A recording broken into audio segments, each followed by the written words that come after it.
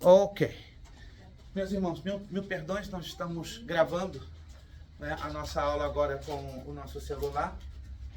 Vamos mover um pouquinho então. Vamos mover aqui, meus irmãos, só um pouquinho mais para cá. Fica onde tem lá, pastor. Vamos lá. Isso.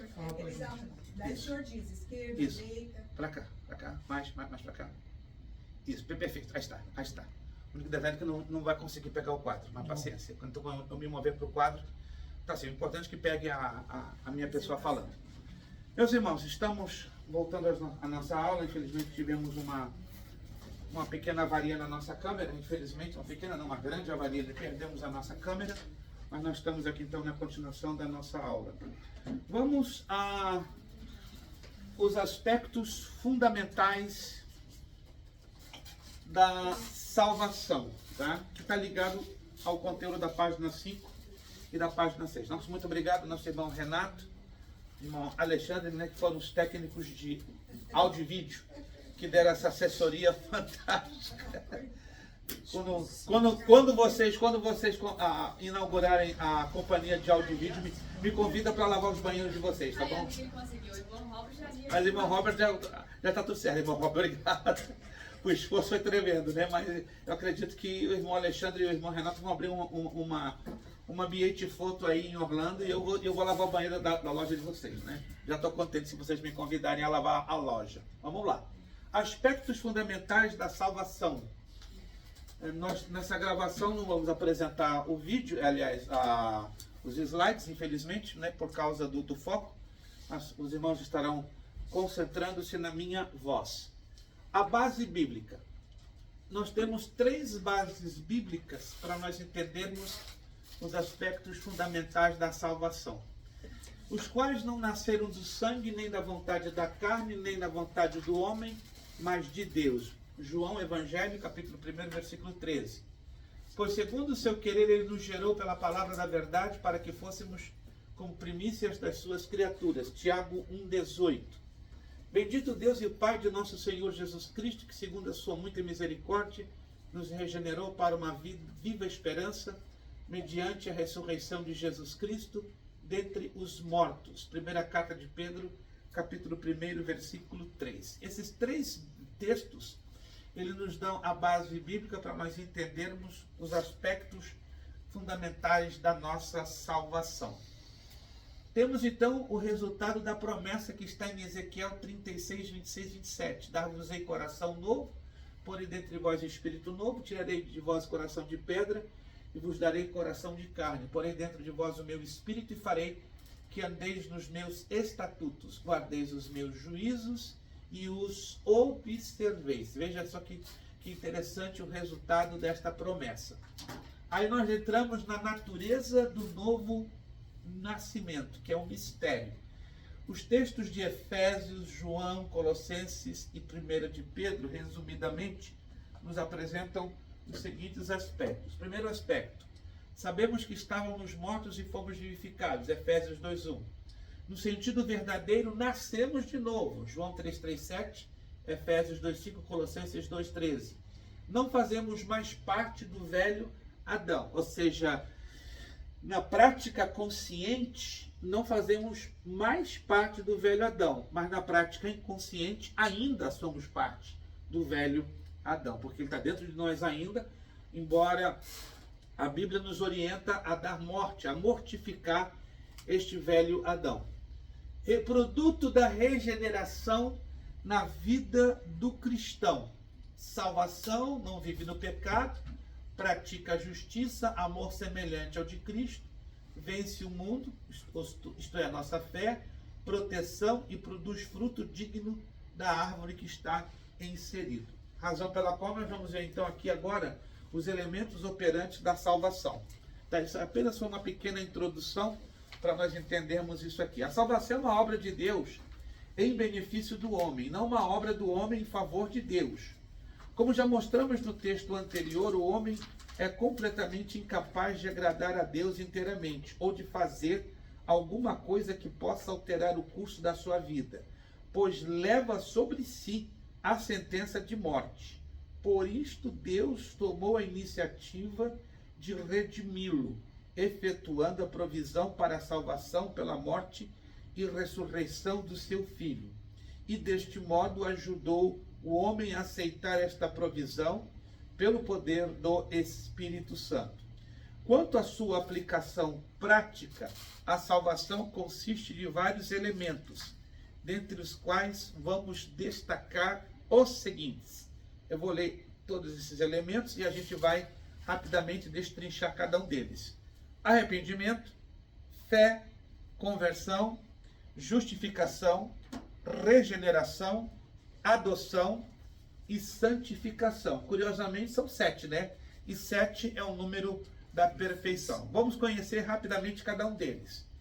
O arrependimento envolve uma completa mudança de pensamento sobre o pecado e a percepção da necessidade de um Salvador.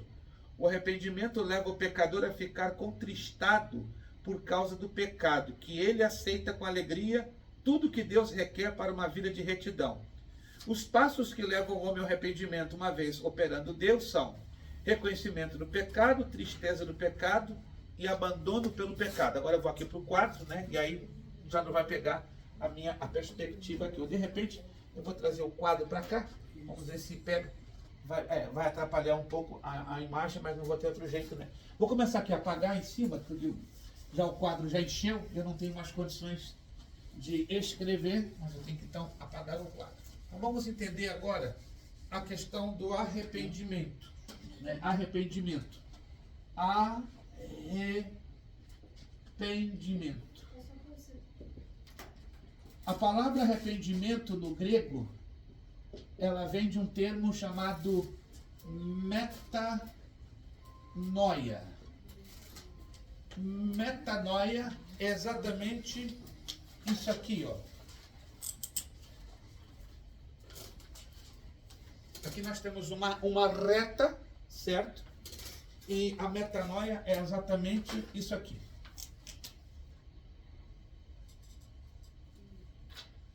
Um giro de quantos graus? 180. 180 graus. Então, esta é a ilustração mais apropriada para entendermos a metanoia, que é um giro de 180 graus. É uma mudança drástica, ou por que não dizer radical, de mentalidade. Quando nós, seres humanos, experimentamos a experiência da metanoia, né? Essa palavra é muito conhecida nos meios teológicos, obviamente entendemos que o arrependimento é uma ação do Espírito Santo que nos transforma, como diz na linguagem popular, da água para o vinho. Mas o arrependimento, ele não trabalha sozinho, ele trabalha com a fé. Olha que interessante, fé. Arrependimento é dizer não ao pecado, enquanto que fé, que a fé como elemento da salvação, é dizer sim a Deus. E este é o lado afirmativo da conversão, enquanto que o arrependimento enfatiza os nossos pecados. A fé fixa os nossos olhos em Cristo, o autor e consumador da nossa fé. Para melhor entender a fé salvadora, necessário se faz lançarmos mão das Escrituras, dado só ela ter a melhor definição de fé. Para os que não sabem, a Bíblia nos dá 8 definições ou tipos de fé. 8 definições ou tipos de fé. A definição ou tipo de fé mais importante, eu mesmo acabei de mencionar aqui agora, na apostila, que é a fé salvadora. Abra lá, por favor, na carta do apóstolo Judas, versículo de número 3. A carta de Judas, para quem não sabe, é uma das mais curtinhas, né, da Bíblia Sagrada. Tem 25 versículos. Abra para mim, alguém que, por favor, que encontrou. Pastor Ariadnes, não regressou ainda, né? Perfeito. Meus queridos amigos, eu estava fazendo todo o possível para escrever a vocês a respeito da salvação que temos em comum. Então senti que era necessário escrever agora para animá-los a combater a favor da fé que uma vez por todas Deus deu ao seu povo. Muito obrigado, irmão Renato. Aqui na nossa tradução diz: amados, procurando eu escrever-vos com toda a diligência acerca da comum salvação. Tive por necessidade escrever-vos e exortar-vos a batalhar pela fé, que uma vez foi dada aos santos. É como fosse uma semente. Deus dá agora para o irmão Ayrton, dá para o irmão Alexandre, para cada um de nós uma semente altamente preciosa e altamente sensível. E o que nós fazemos com essa semente altamente preciosa e sensível? Procuramos regá-la, cuidar dela. Esta é a fé que Satanás luta 24/7 para arrebatá-la de nós, que é a fé salvadora, né? Eu posso ter a fé fraca, a fé forte, a fé pequena, a fé grande, mas Satanás não batalha para arrebatar de nós essas classes ou tipos de fé, mas ele vai lutar para arrebatar de nós a fé salvadora. Ela é conhecida como salvadora ou salvífica. Salvadora ou salvífica. Ele vai batalhar desesperadamente para arrancar de nós, porque arrancando esta fé, como diz Hebreus 11:6, sem fé é impossível agradar a Deus. Então, como é que nós podemos agradar a Deus sem fé? Então, olha aqui as outras definições teológicas, na verdade, aqui não está se referindo aos tipos de fé, mas as definições teológicas para entendermos o que é fé. A fé não é um mero assentimento intelectual, mas um relacionamento pessoal com Deus. Gálatas 2:19-20. A fé não é uma emoção que passa de uma pessoa para outra, mas uma convicção interior que se gera no indivíduo, segundo de Timóteo 1:12. A fé não se dirige a um credo ou crença doutrinária, mas a uma pessoa, Colossenses 2:5. A fé não é um ato isolado na vida, mas uma maneira de viver, Romanos 1:17. A fé não é uma simples confissão, mas uma dedicação ou entrega, evidenciada pelas obras da fé na vida da pessoa, Tiago 2:18. Enfim, a fé é a chave dourada que abrirá os portões do palácio da eternidade. A palavra crer, fé, resume em si tudo quanto um pecador pode e deve fazer para ser salvo. Interessante, né? De todos esses elementos da salvação, sem dúvida nenhuma, o arrependimento é importante, a justificação é importante, a regeneração é importante, mas se não tiver o elemento fé, nada funciona, nada se move. Conversão. A palavra conversão literalmente significa virar-se para a direção oposta. Está muito ligado com a metanoia, né? Embora a metanoia está ligado com o arrependimento, mas arrependimento e conversão são como irmãos siameses.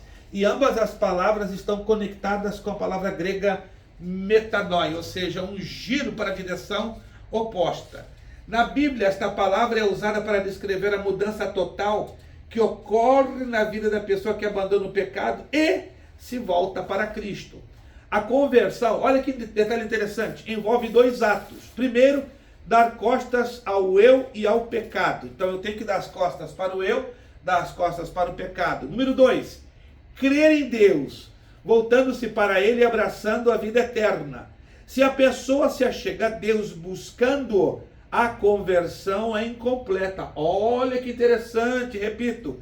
Se a pessoa não se achega a Deus buscando a conversão é incompleta. O simples fato de rejeitar o pecado resulta somente numa reforma humana provisória e não em transformação. Aqui faltou a palavra transformação, digitamos muito apressadamente. Divina e plena. Então, o objetivo da metanoia não é reformar o ser humano, senão transformar. Eu vou pular um pouco da questão da justificação, porque já falamos um pouco, né? A justificação, só lê essa frase aqui, ó. Por justificação entende-se o ato pelo qual Deus declara posicionalmente justa a pessoa a que ele se achega, através de Jesus Cristo. Esta justificação envolve dois atos: o cancelamento da dívida do pecado na conta do pecador e o lançamento na justiça de Cristo em seu lugar. Exemplo. Digamos que o irmão Ayrton, empresário muito bem sucedido, ganhando bastante, deixando Bill Gates no chinelo. Amém. O que acontece? O irmão Ayrton sofre um problema nas vendas do negócio dele e ele, em questão de poucos meses, está devendo a bagatela de 2,5 bilhões de dólares. Caiu numa tremenda de uma dívida, né? E a luz aqui não tá nos ajudando hoje. Ok. O sensor hoje está sendo abençoado. O sensor hoje, amém. Digamos que o irmão Ayrton está na bancarrota. Uma dívida de 2,5 bilhões. E agora? Aí os bancos começam a protestar, começam a reclamar.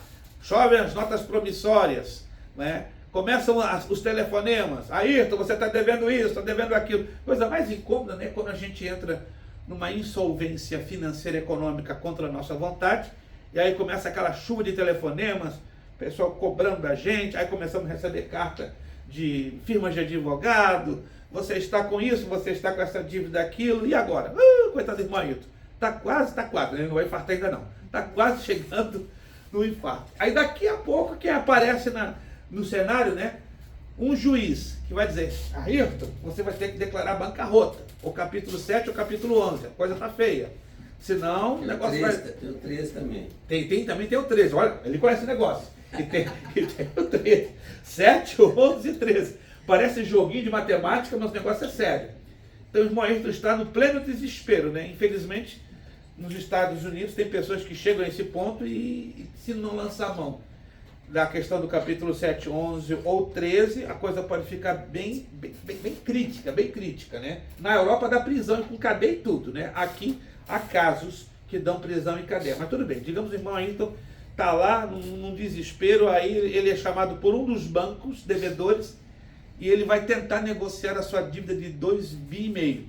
Mas no meio do caminho, o que acontece?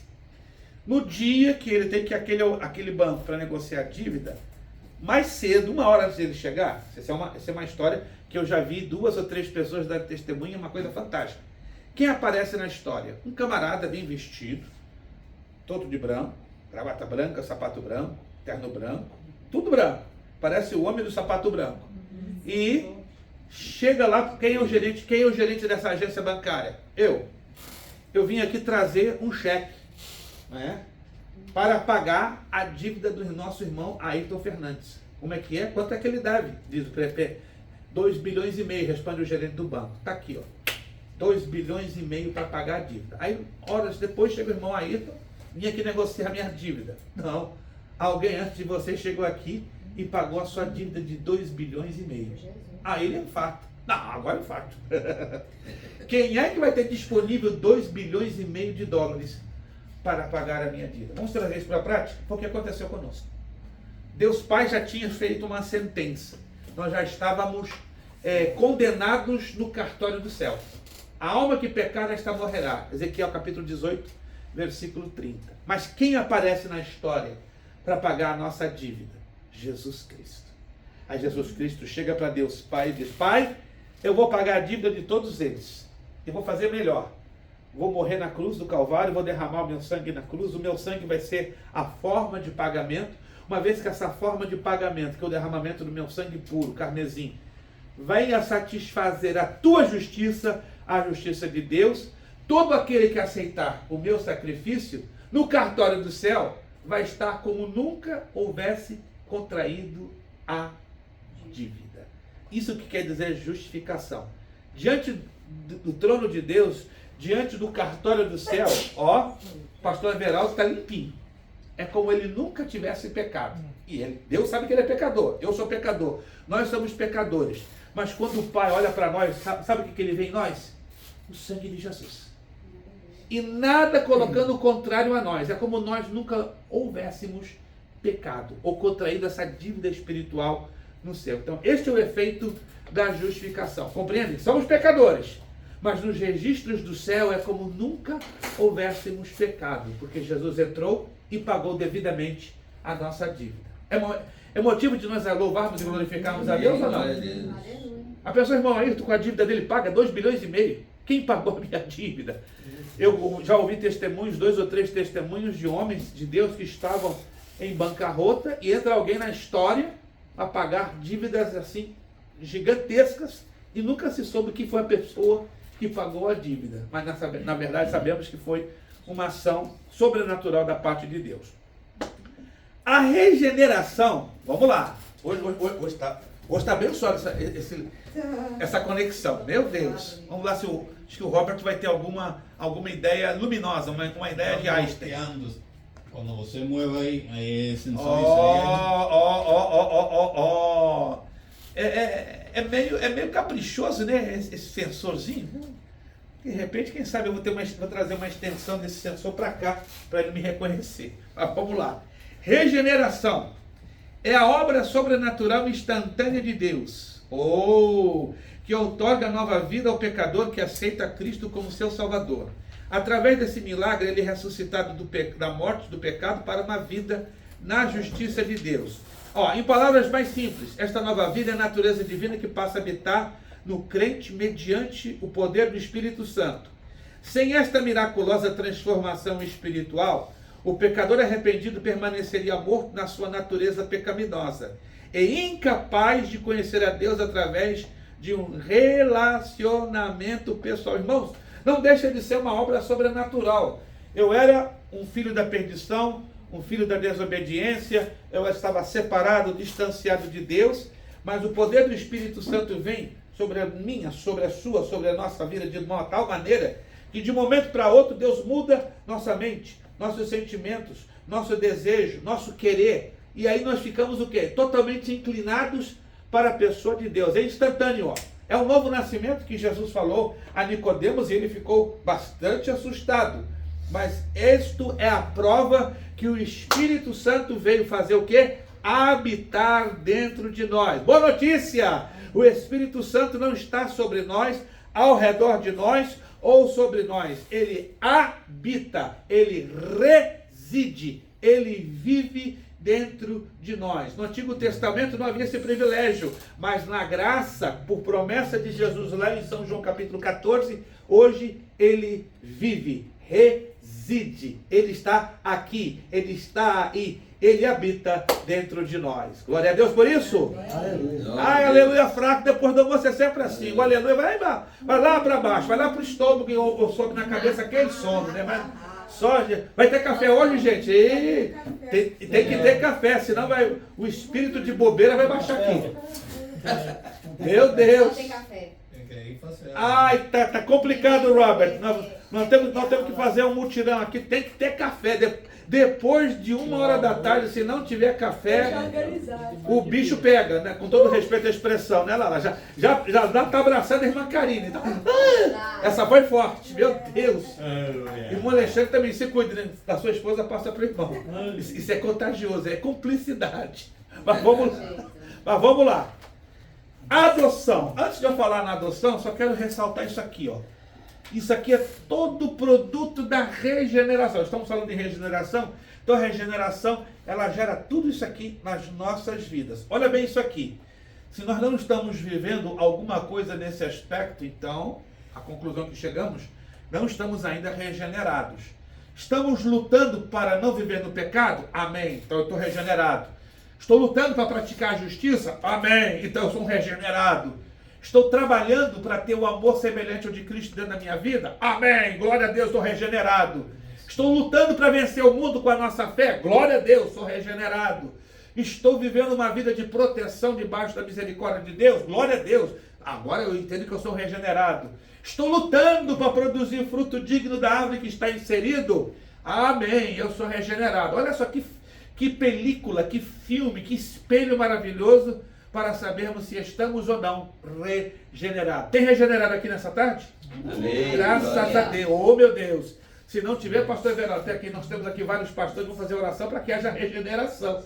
Mas se todos nós temos essa convicção que estamos vivendo esses sintomas, então é um bom sinal que, graças a Deus, estamos batalhando com a ajuda de Deus para sermos regenerados. Aspectos fundamentais da salvação ligados com a fé e arrependimento. Olha só que coisa interessante. Nossa salvação é por graça e por fé. Guarde isso. É graça, não tem merecimento. É fé, é o único vínculo que nos leva a agradar ao coração de Deus. Na predestinação divina, todos estão envolvidos na salvação. Todos. independente da escolha, todos. Aí vem agora o filtro. Na predestinação estão implicadas duas situações: eleição e reprovação, que é o resultado da escolha que vai ser tomada como consequências. Estas duas situações estão na base direta do livre-arbítrio do homem, ou seja, da escolha do homem. Daí entendemos que a salvação pode ser perdida. Mas qual é a base, ou as bases bíblicas mais contundentes, mais fortes para isso? Nós temos Hebreus 6, 4, 8 e Hebreus 10, 26 e 27. Vamos ler esses textos na íntegra e depois vamos esmiuçar partes deste texto. Abra comigo a carta aos Hebreus, capítulo 6, versículo 4 ao 8. Você está ligado na nossa aula de soteriologia, a doutrina da salvação. Hoje é sábado 28 de setembro de 2024. Agradecemos aos nossos irmãos Renato e Alexandre que nos salvaram a situação, né? Então, temos que glorificar a Deus, mas olha, gente, a capacidade que Deus deu a vocês é fantástica, né? Famoso. São técnicos, eu estou glorificando a Deus, mas quem honra se dá honra. Então, eu quero andar junto com o irmão Alexandre, o que eu puder andar para aprender com esse homem, e também com o irmão Renato, que hoje nos deu a alegria da sua visita, né, e nos abençoou com as suas ideias, não de Einstein, né, mas de Thomas Edison. Ele deu uma luz aqui que abençoou e animou o irmão Alexandre. Mas vamos lá. Hebreus capítulo 6, versículo 4, diz o seguinte, preste atenção. O escritor aos Hebreus, ele é muito contundente nas suas declarações, ele não vacila em nenhum momento, ó.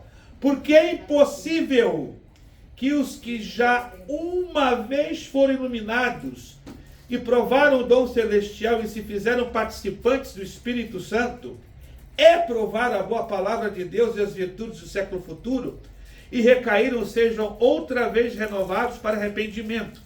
Pois assim quanto a eles, de novo crucificaram o Filho de Deus e o expõem ao vitupério. Porque a terra que embebe a chuva e cai muitas vezes sobre ela e produz erva proveitosa para aqueles por quem é lavrada, recebe a bênção de Deus. E o verso 8, mas a que produz espinhos e abrolhos é reprovada e perto está da maldição e o seu fim é de ser queimada. Olha lá, vamos lá. Vamos esmiuçar esse texto. O que quer dizer iluminados? Fala de discernimento e comunhão plena com o Espírito Santo. O que quer dizer provaram do dom celestial? Batismo com ou no Espírito Santo. Creio que hoje não teremos tempo para falar desse detalhezinho da salvação, mas ele seria importante. Se fizeram participantes do Espírito Santo, aquisição dos dons espirituais, porque Deus está com muita alegria querendo nos distribuir dons. E provaram a boa palavra de Deus, revelação pela palavra de Deus. E os poderes do mundo vindouro, provar do sobrenatural. Mas o versículo 4, presta atenção, ele é muito chamativo, que diz, porque é impossível. Isso é duro, isso é forte, não é? E o versículo 6, e recaíram, e sejam outra vez renovados para arrependimento. Aí nós chegamos à conclusão que se trata da chamada cauterização da mente. O que quer dizer a cauterização da mente? Alguém sabe me explicar o significado do verbo cauterizar? O Alexandre cauterizou uma ferida na mão dele. O que quer dizer isso, cauterizar? Secou? Ele queimou. Secou, secou por queimadura ou a fogo. Então, a palavra cautério, né? Cautério ou cautérios no grego quer dizer queimar a fogo. Creio que vocês sabem, né? Uma pessoa que sofre uma queimadura de segundo a terceiro grau, primeiro grau nem tanto, mas uma queimadura de segundo a terceiro grau, ela elimina o que? A sensibilidade da pele. Eu conheço pessoas que sofreram queimadura de segundo e terceiro grau, e você toca na mão dela, ela não sabe o que ela está sentindo. Tem um pastor muito amigo nosso, que para a gente dar a paz do Senhor, a gente dá no cotovelo, porque ele quer sentir, porque na mão ele não sente nada, ele tem toda a mão reconstituída, ele passou num acidente de carro, o carro dele sofreu um grande incêndio, e as duas mãos dele são literalmente queimadas, tanto que ele usa luvas, mas mesmo com luvas para dar proteção à pele, ele não tem sensibilidade mais na mão. Então, quando ele dá a paz do Senhor, é na base do cotovelo. É muito interessante, né? A paz do Senhor, tuc, porque ele quer ter o prazer da sensibilidade do toque.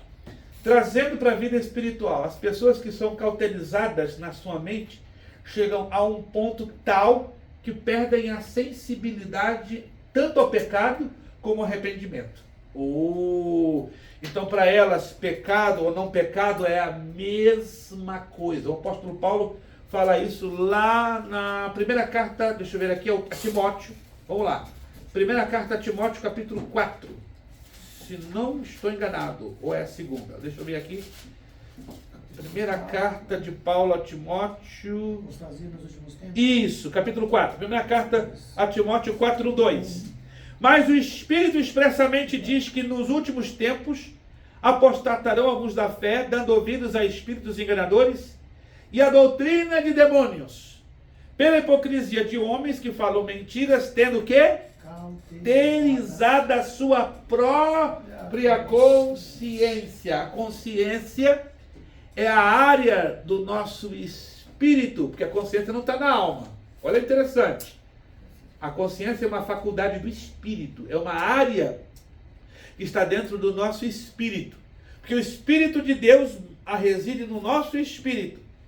E sendo o nosso espírito a razão aonde temos a habitação do Espírito Santo, um setor do nosso espírito, tem vários setores. Um deles chama-se consciência. Olha que coisa séria.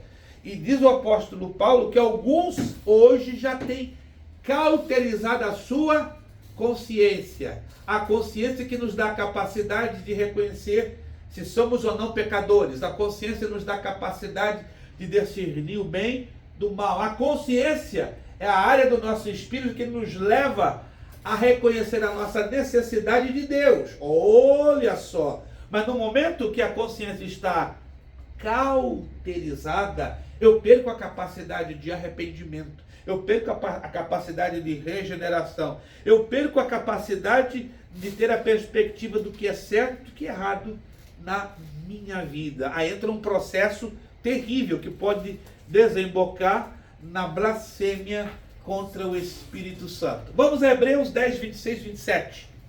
Hebreus 10, 26, 27. É curioso, né?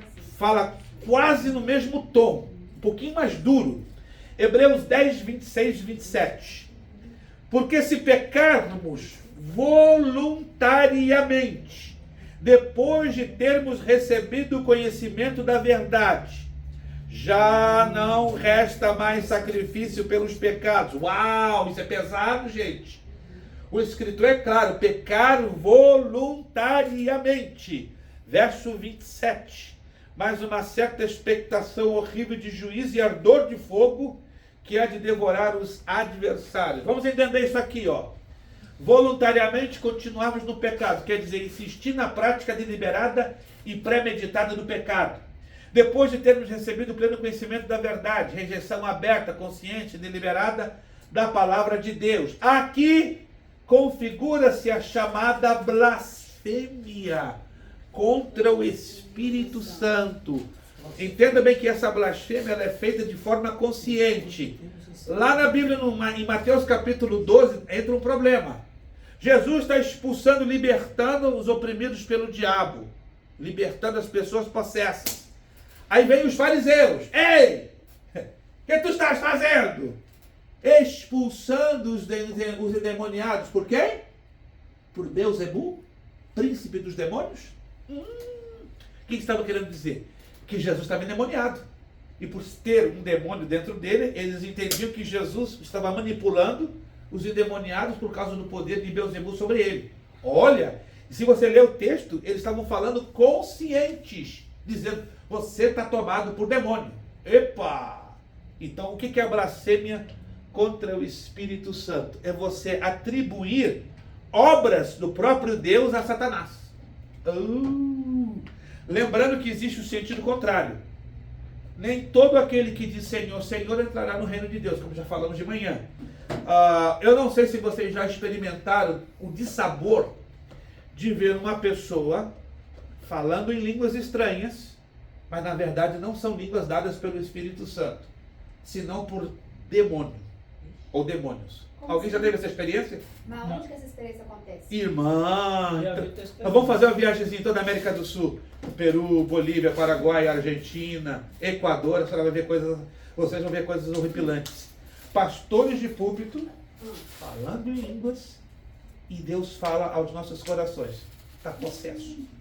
Como é que é? Eu já vi testemunho. Oh, mas o negócio é você ouvir o testemunho e outra coisa é você ouvir. É. É assustador. Assustador. Nós tivemos uma experiência duríssima na Argentina. Nós fomos missionários 6 anos na Argentina, na parte norte, a província do Chaco e Formosa, que estão entregues à feitiçaria e bruxaria. Pensa em 2 províncias da Argentina onde reina a bruxaria e a feitiçaria.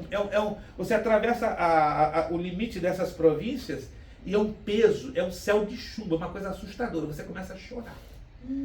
E ali para aquele lugar que Deus nos levou. Ficamos ali 6 anos trabalhando, foi muito pesado. Nós entramos numa igreja, tinha mais de 500 pessoas e minha esposa chorava copiosamente. Tu está passando bem? Não.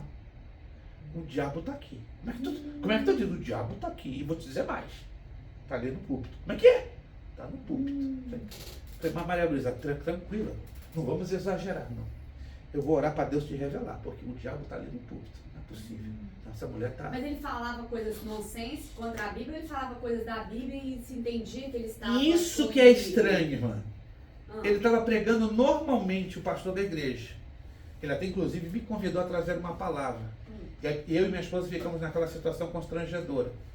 Aí eu comecei a falar, eu comecei a ficar perturbado. Senhor, fala alguma coisa comigo, porque não é possível. Eu nunca vi isso na minha vida. Nisso eu ouço uma vozinha bem suave dentro do meu coração. Vou te dar uma prova incontestável. Aquela ali me gelou. Eu até pensei que era minha esposa que estava falando fininho perto de mim. Me falaste alguma coisa?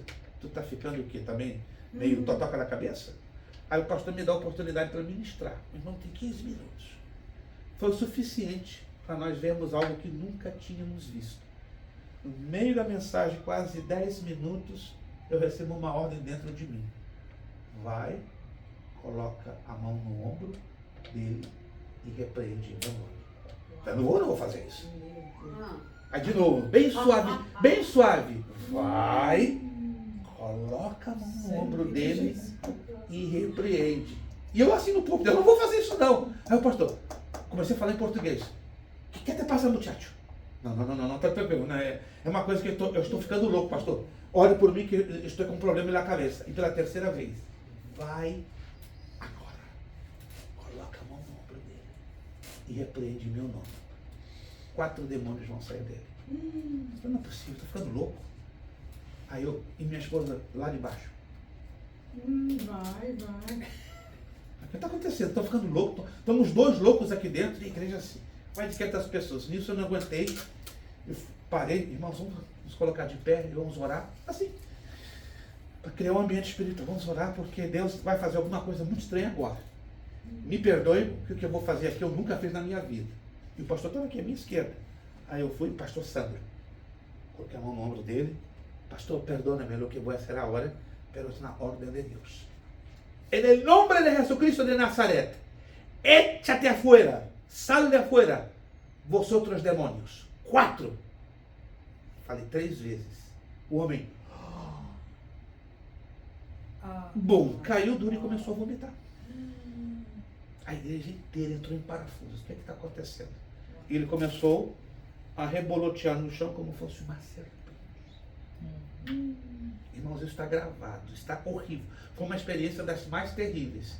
Isso lá atrás começam a sair 14, 15 mulheres que eram ciganas, batendo pandeiro e falando em línguas. A minha esposa, ai meu Deus, o negócio não Vai parou. ficar preto. A coisa não parou.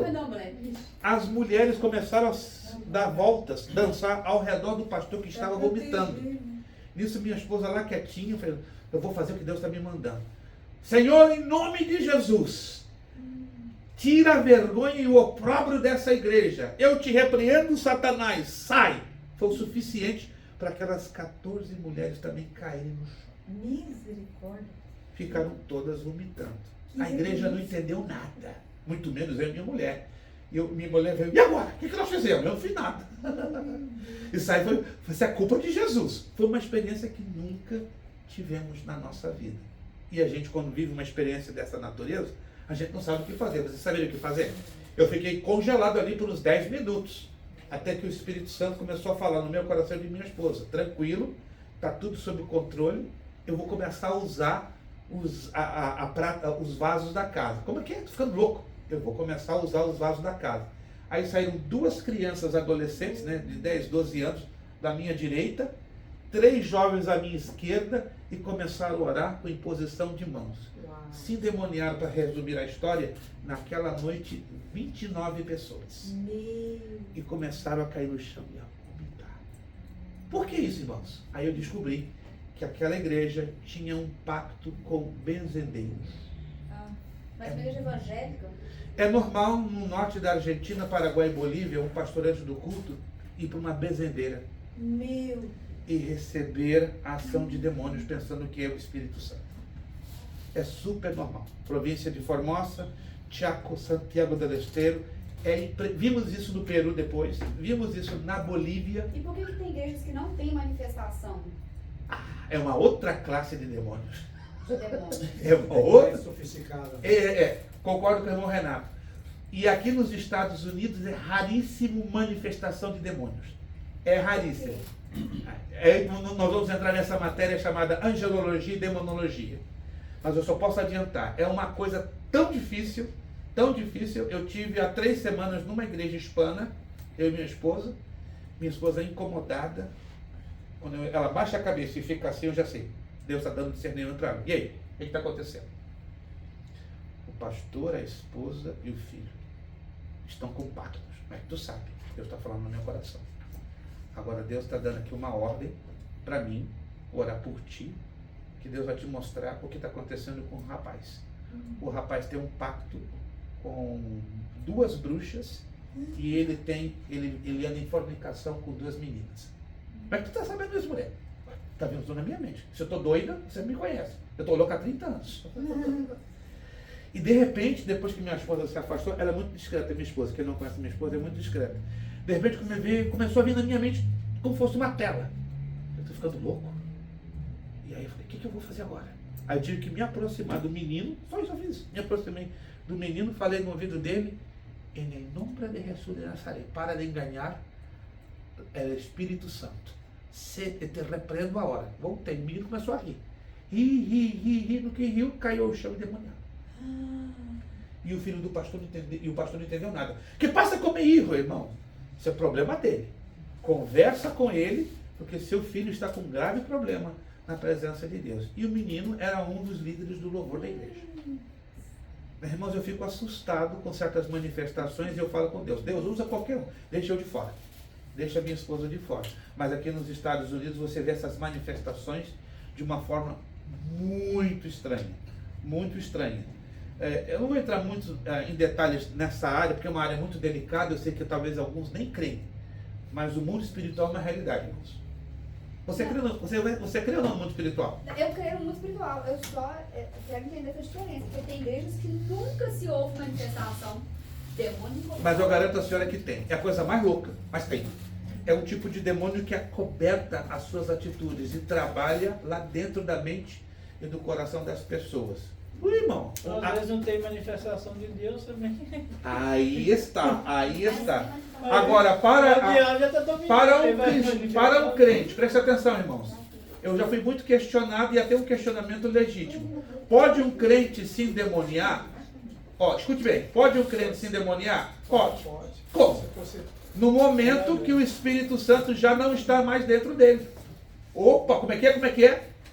Efésios 4:27. O Robert estava fazendo uma pergunta. Abra lá em Efésios 4:27. Ali é a base bíblica. Então, crente demonia e depois sai, e depois fica bem? Não, peraí. Não. Para um crente se endemoniar, ele primeiro tem que dar legalidade para alguma coisa. O livro do profeta Ezequiel nos ensina que existem 4 portas de pecado, que se o crente não cuidar dessas 4 portas, olha que interessante, ele pode afastar o Espírito Santo. Quando o Espírito Santo se afasta da vida dele, aí Satanás toma legalidade. Efésios 4:27, quem pode ler? É curtinho. Não deis lugar ao diabo. Não deis lugar ao diabo. Paulo está falando com quem? Com a igreja em Éfeso, uma igreja maduríssima, crescida espiritualmente, mas que estava tendo terríveis problemas de dar legalidade ao diabo. O que é legalidade em sentido prático? Está aqui essa porta, olha lá, essa porta. Quem está do lado de dentro da porta? Digamos o irmão Robert, está aqui dentro dessa porta. Aí vem o pastor Everaldo, está lá do lado de fora. A porta está lacrada. Aí vem o pastor Everaldo e tenta abrir a porta. Porque ele não consegue entrar, porque a porta está lacrada. Mas o Robert, alguém está me acompanhando? Está do lado de dentro. Sim. Aí daqui a pouco, ó. Quem é? Ei, sou eu, Everaldo. Quero estudar, quero entrar para estudar. Quem te deu essa legalidade? Ah, o pastor Sérgio e o pastor Luiz Prestes. Aí tudo bem, aí ele abre, porque ele está identificando a legalidade. Para Satanás entrar aqui dentro, ele precisa saber se há legalidade para fazer isso ou não. Aqui dentro só pode viver um. Ou é o Espírito Santo, ou é Satanás. Agora, um crente que se endemonia, ele já abre a porta para algum tipo de legalidade. Ou seja, ele está querendo dizer, Satanás, eu dou a você permissão a entrar aqui dentro, a partir do momento que eu já não quero mais a presença do Espírito Santo. É estranho isso aqui, não é? Um crente pode deliberadamente decidir não ter mais a presença dele? Pode. É o livre-arbítrio. Paulo falou muito claro. Não deis lugar ao diabo, ou seja, não dê legalidade. É uma coisa estranha, pelo fato que a gente não vê isso com muita frequência. Mas você pode acreditar e pode ter certeza à luz da Bíblia. Existe essa legalidade. Né? E aqui na América é muito estranho o comportamento dos espíritos malignos. Robert. So they can do it unconsciously. Unconsciously they can do it. Sem saber. Em alguns casos, sim. Porque os espíritos malignos são especialistas em trabalhar no bloqueio da nossa mente. Porque eu pergunto porque uma igreja que era parte, havia uma irmã que era, e um dia eu estava pregando e afinal começou a orar, ela caiu e começou shaking. Yeah. And now I felt in the spirit to cast out something, and I said, in the name of Jesus, get out. And her body, the whole body went off the floor like that. Yeah. And I found it interesting, so I say, get out in Jesus' name, and the whole body got up again. Yeah.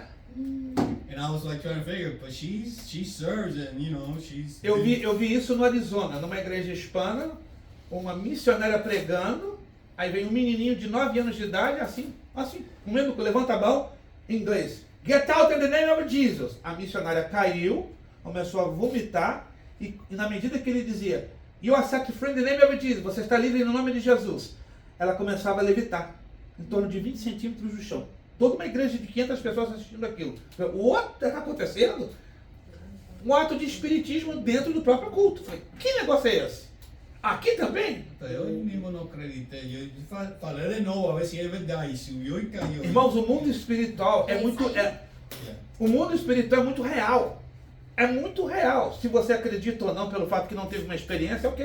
É um direito seu. Mas é muito real o mundo espiritual. Mas essa mulher, por exemplo, da igreja do Robert, que o Robert está comentando, talvez ela era uma serva e tudo aí naquela semana, naquele dia. Ela possivelmente deu uma legalidade. Deu uma legalidade. Deu uma legalidade, exato. Deu alguma legalidade que aconteceu isso com a vida dela? Exato. Ou ela sempre esteve endemoniada o tempo todo? Aí é uma questão, como o nosso irmão Renato falou, sobre a questão da salvação. Quem de nós pode dizer, com todo respeito, aqui é apenas um exemplo, que seu esposo é só um exemplo, Tá. que o Alexandre não é uma pessoa salva. Embora Jesus disse que a árvore ela é conhecida por quê? Pelos frutos. Então eu vou avaliar, a senhora como esposa vai avaliar. Não, meu esposo é salvo por causa dos frutos dignos de arrependimento. Então a salvação é consideravelmente um mistério, um grande mistério. Aí entra no pacote, bem mais intrincado e complicado, a questão da possessão maligna. Existem 3 coisas diferentes que temos que separar. Existe a opressão, a depressão e a possessão. Todos nós podemos ser, veja bem, eventualmente oprimidos ou deprimidos. Agora, possuídos é outro assunto. Então, Deixa eu avançar um pouco. De opressão Eu vou falar agora, em seguida, sobre isso. Por exemplo, o profeta Elias, ele foi oprimido e caiu em depressão. Ou não? Sim. Diz a Bíblia. Rapaz, teve um dia, estava lá, fez fogo, caiu do céu, arrebentou com os 400 profetas de Baal e os 450 do poste ídolo. Ih, estava feliz da vida. Aí vem uma mulher, amanhã essa hora. Quem não garante que amanhã essa hora eu acabo contigo? Que foi Jezabel. Daqui a pouco Elias, pernas para que te quero. Aí Elias, de entusiasta, animado na vida, cai num buraco de depressão. Foi necessário Deus intervir, enviar um anjo para trazer água, para trazer pão, e com aquela água e aquele pão de forma sobrenatural, ele caminha 225 quilômetros até o Horebe. Chega lá no Horebe e fica 40 dias e 40 noites sem comer nada. Ali foi uma ação sobrenatural. Ou seja, um servo de Deus pode ser oprimido e eventualmente deprimido. Que não é vergonha dizer, estou sofrendo um processo de depressão. Quantos pastores hoje estão sofrendo processo de depressão por estresse, por quantidade excessiva de tribulações sobre a sua mente? Agora, a possessão é outro assunto. É dar lugar definitivamente a um demônio ou ao próprio Satanás governar a sua mente. A gente vai chegar lá, vamos lá. Pastor, só uma pergunta só. Para blasfemar contra o Espírito Santo, a pessoa tem que ter um entendimento de que quem é Deus, quem é o Espírito Santo. Tem uma pessoa que é ateia, não sabe. Deus não leva em consideração os pecados cometidos na nossa ignorância. Agora, para chegar à blasfêmia com o Espírito Santo, tem que ter bem consciente. Se nós olharmos lá em Atos capítulo 5, o pecado de Ananias e Safira foi calculado. Alô?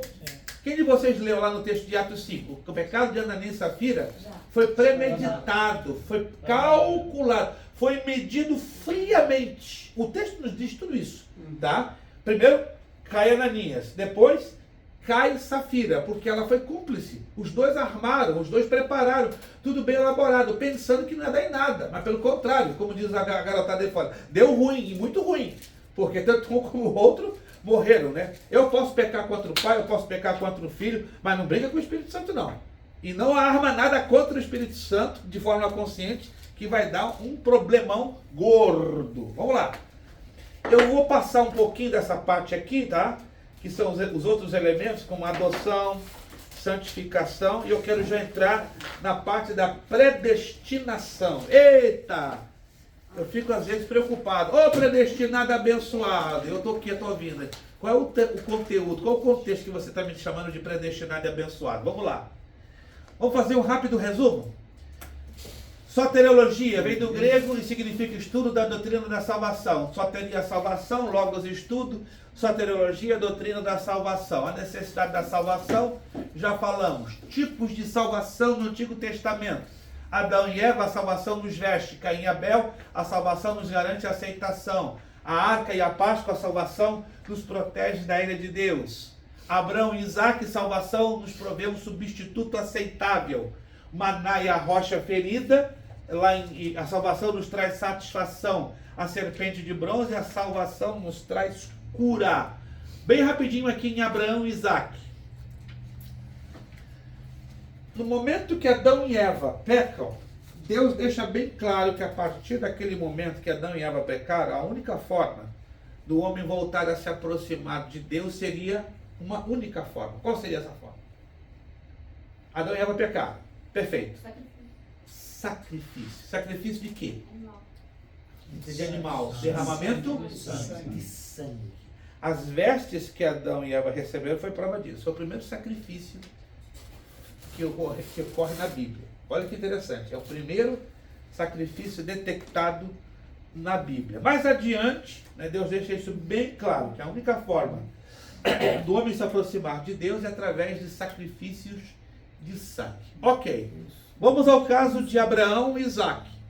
Abraão, pois não, Senhor.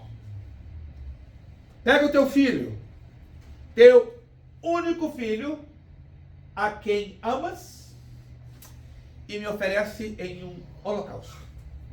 A cabeça de Abraão fez isso. Opa! Aí tem coisas que a gente às vezes não, na leitura não percebe. Primeiro, entrega-me o teu único filho, a quem amas. Na verdade, isso não foi uma verdade. Não é que Deus aqui mentiu. Mas Deus parece que usou uma frase de efeito com Abraão. Porque ele tinha outro filho. Quem era? Ismael. Mas olha o que Deus disse. A quem? Amas. Então ele não amava Ismael. Não.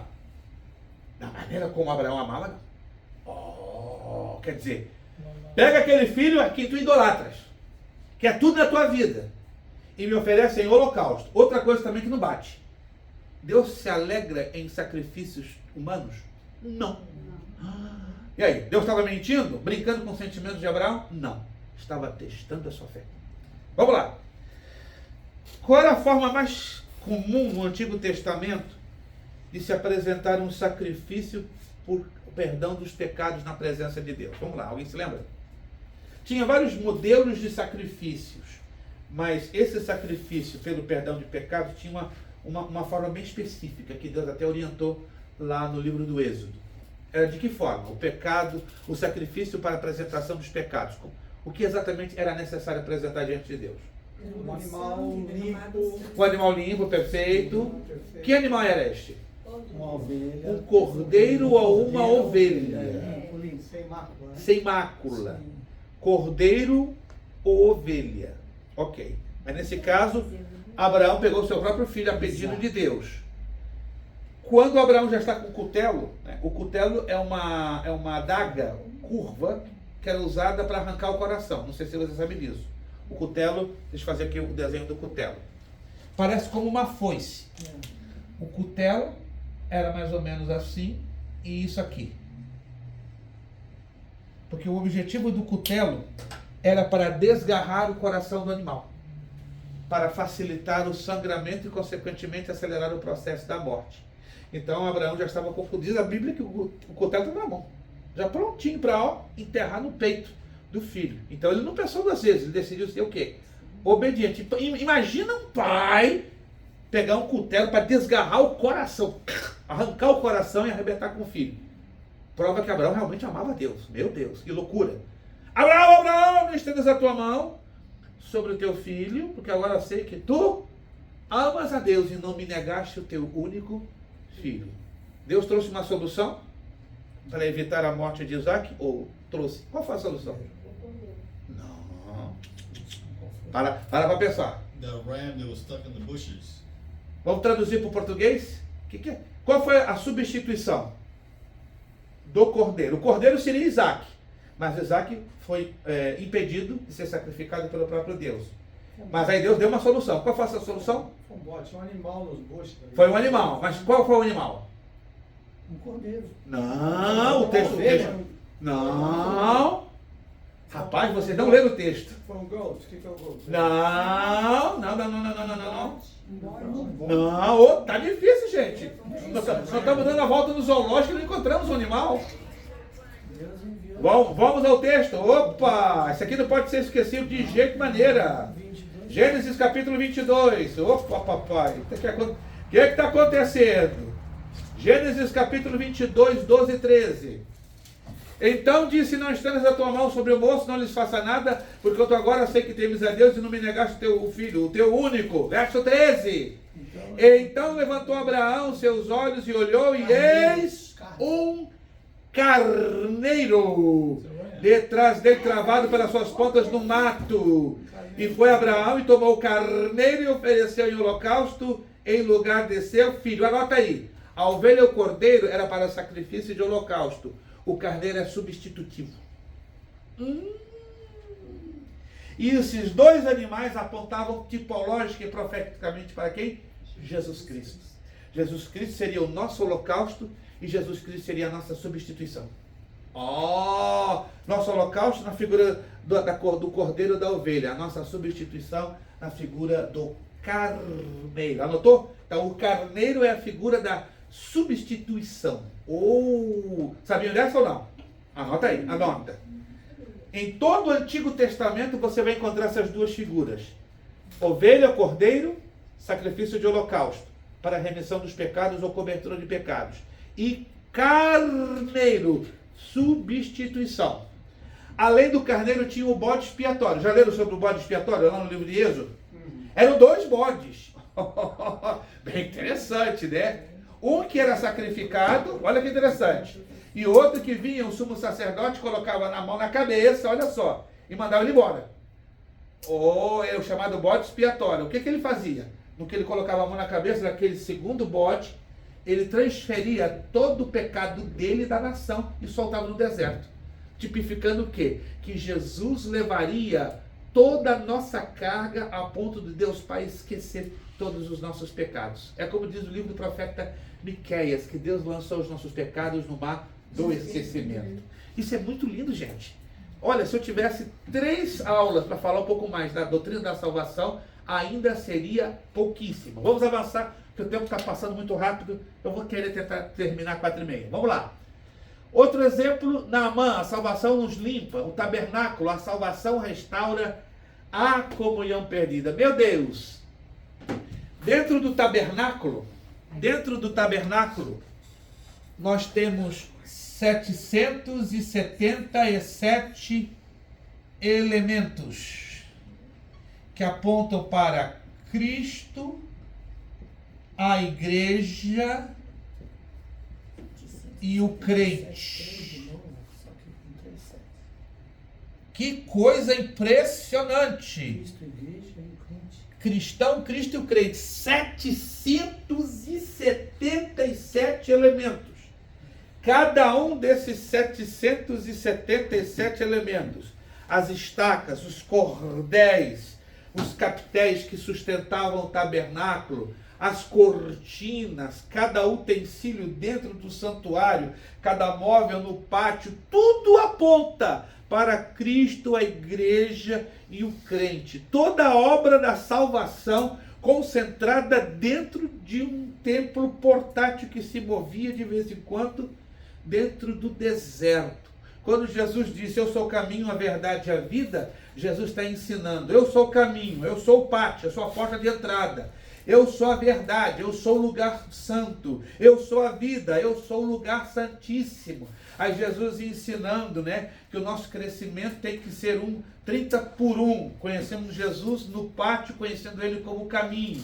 Que o nosso crescimento é 60 por 1, conhecendo a Jesus como a verdade, em lugar santo. Que o nosso crescimento é 100 por 1, conhecendo a Jesus como a vida. Aí encontramos Jesus aonde? No lugar santíssimo. E aí aprendemos também, né, que Jesus nos chamou para darmos muito fruto. E onde damos fruto? No pátio, conhecendo como caminho, dando fruto a 30 por 1. Mas não para por aí, Ele nos chamou para que dessemos mais fruto. Aí passamos por lugar santo, conhecemos Jesus como a verdade e damos fruto 60 por 1. Mas Ele quer que nós possamos dar muito fruto. Aí conhecemos Jesus como a vida, damos fruto 100 por 1 e entramos aonde? No Santo dos Santos. Uau! E tudo isso nos ensina o quê? O tabernáculo. Só para falar do tabernáculo precisaríamos, não é exagero não, 1 ano. 1 ano. Se eu conseguir 2 vezes na minha vida ministrar um estudo semanal de 2 horas durante 1 ano, 12 meses redondos sobre o tabernáculo, mas só conseguimos 75%, deixamos 25% para trás, porque é a tipologia mais rica da Bíblia sobre a nossa salvação, está concentrada no tabernáculo. Vamos lá. A obra salvífica de Cristo. Deus não foi surpreendido com a entrada do pecado no mundo. Sua onisciência desde o início, Deus já sabia que o homem deliberadamente iria desobedecê-lo. A obra de Cristo já estava inclusa nos planos de Deus. Significados da obra de Cristo. A obra de Cristo pode ser condensada em 4 significados básicos. A morte de Cristo em substituição dos pecadores. Uma redenção para os pecados. Reconciliação entre o homem e Deus. E uma propiciação pelo pecado. A morte de Cristo em substituição dos pecadores. A ovelha morria pelo pastor. Os sacrifícios tinham que ser repetidos diariamente. Alguém sabia disso? Não. Era diário. Era diário. Uau, é uma coisa cansativa e complicada. E somente cobriam os pecados, substituição temporária. No Calvário o pastor morreu pelas ovelhas, Hebreus 10:1-4. O sacrifício de Cristo foi feito uma única vez, para sempre tirou o pecado do mundo, substituição permanente. Jesus na cruz tornou-se o que não era pecado, para que nós pudéssemos nos tornar aquilo que não éramos, justos. A morte de Cristo para a redenção dos pecados. Escuta essa. A redenção possui 3 significados. Eu estou apressando um pouco porque eu estou passando exatamente em cima de algumas partes da apostila, tá? Pagar o preço do resgate por alguma coisa ou por alguém. Remover de um mercado escravos. Promover um completo livramento de um escravo, dando liberdade perfeita e definitiva. Redenção, algumas vezes enfatiza o pagamento de um débito e outras vezes a libertação de um cativo. O sacrifício de Jesus refere-se a ambos os significados. O pagamento de um débito refere-se à eterna justiça de Deus e não o pagamento a Satanás. A libertação de um cativo envolve 3 coisas: libertação da penalidade do pecado, da maldição da lei, libertação da lei para o sacrifício de Cristo nos fez mortos para a lei, e a libertação do poder do pecado, pois morremos para o pecado. Uau! Que coisa fantástica! Ele executou a morte e o sacrifício de Cristo. Vamos lá. A libertação de todo o mal, tanto no mal físico quanto no mal moral. A figura do Redentor é encontrada no Antigo Testamento como parente redentor ou remidor, na figura de Ruth e Boaz. Recupera a posse da propriedade de um parente que havia perdido tudo e a apresentou novamente. Levítico 25, 25. Tomava como esposa a viúva de seu irmão, se este tivesse morrido sem filhos. Ele gerava descendência que herdaria o nome de seu irmão. Deuteronômio 25, 5. Requisitos para um parente redentor ou remidor. Havia 3 exigências primordiais. Tinha que ser parente mais próximo, tinha que ser capaz de redimir, tinha que ter o desejo de resgatar. Jesus Cristo é o nosso Redentor, pois ele preencheu os 3 requisitos. Tornou-se o parente mais próximo, único capaz de redimir, e estava desejando redimir. Então a figura de Boaz é profeticamente e tipologicamente a figura de Jesus Cristo. Reconciliação entre Deus e o homem. Reconciliar significa mudar uma situação desfavorável para favorável. Com a entrada do pecado no mundo, o homem passou a ser inimigo de Deus. Eu vou passar um pouquinho, tá? Aí vocês deem uma olhadinha nos slides. Aqui a cronologia da reconciliação. No Éden, Deus, o homem em perfeita comunhão. Após a queda, o homem é separado de Deus. No Calvário, Deus se volta ao homem. Na conversão, o homem volta a sua face a Deus. Aí vamos entrar na propiciação pelo pecado. Vocês deem uma olhadinha no local da propiciação. Eu teria que falar um pouco sobre o tabernáculo. Isso vai tomar um pouquinho mais de tempo. A cruz é a representação perfeita do tabernáculo. Consequências da salvação, né? Justificação, adoção, santificação e glorificação. Aí nós explicamos de novo o que é justificação, resultados da justificação, adoção, que nós não falamos, mas está aqui na apostila, se dê uma leitura com muito cuidado. Depois a comparação entre a adoção de Deus e a adoção do homem. A adoção por Deus excede a adoção humana. 3 tempos da adoção, tem 3 tempos, muitíssimo interessantes. Isso aqui dá para fazer um esboço de uma bonita pregação. Santificação, justificação versus santificação, arrependimento, já falamos. O verdadeiro arrependimento envolve as 3 áreas do ser humano: intelecto, emoções e vontade. Como é que trabalha esse arrependimento nessas 3 áreas? Isso aqui é fantástico. Isso aqui eu vou me deter um pouquinho. Essa é a genuína obra do Espírito Santo no homem. Nós somos divididos nessas 3 partes: espírito, alma e corpo.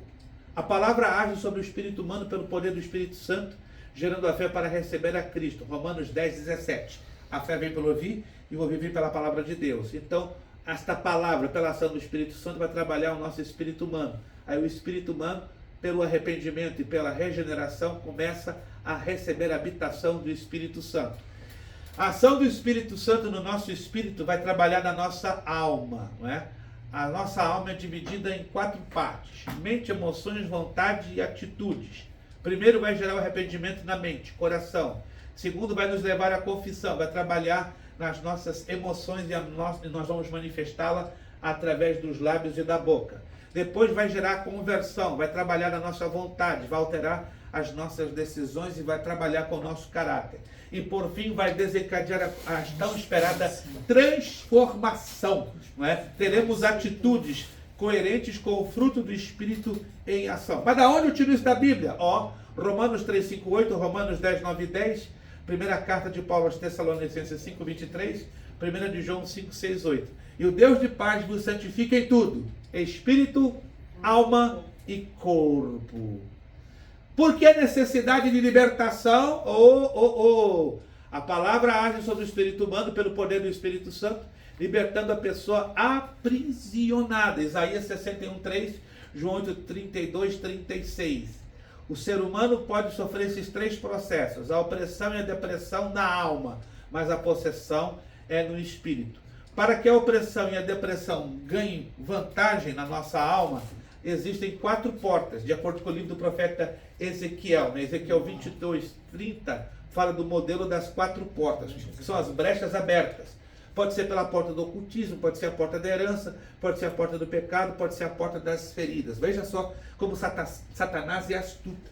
Se ele não entra pela porta do ocultismo, ele pode entrar pela porta das feridas. Se ele não entra por esta porta, ele pode entrar pela porta do pecado ou pela porta da herança. Então, Satanás tem 4 portas. Se elas não estiverem devidamente guarnecidas, protegidas, ele vai entrar. Ou entra por uma delas, ou entra por 2 delas, e tem caso que ele entra por todas as 4, certo?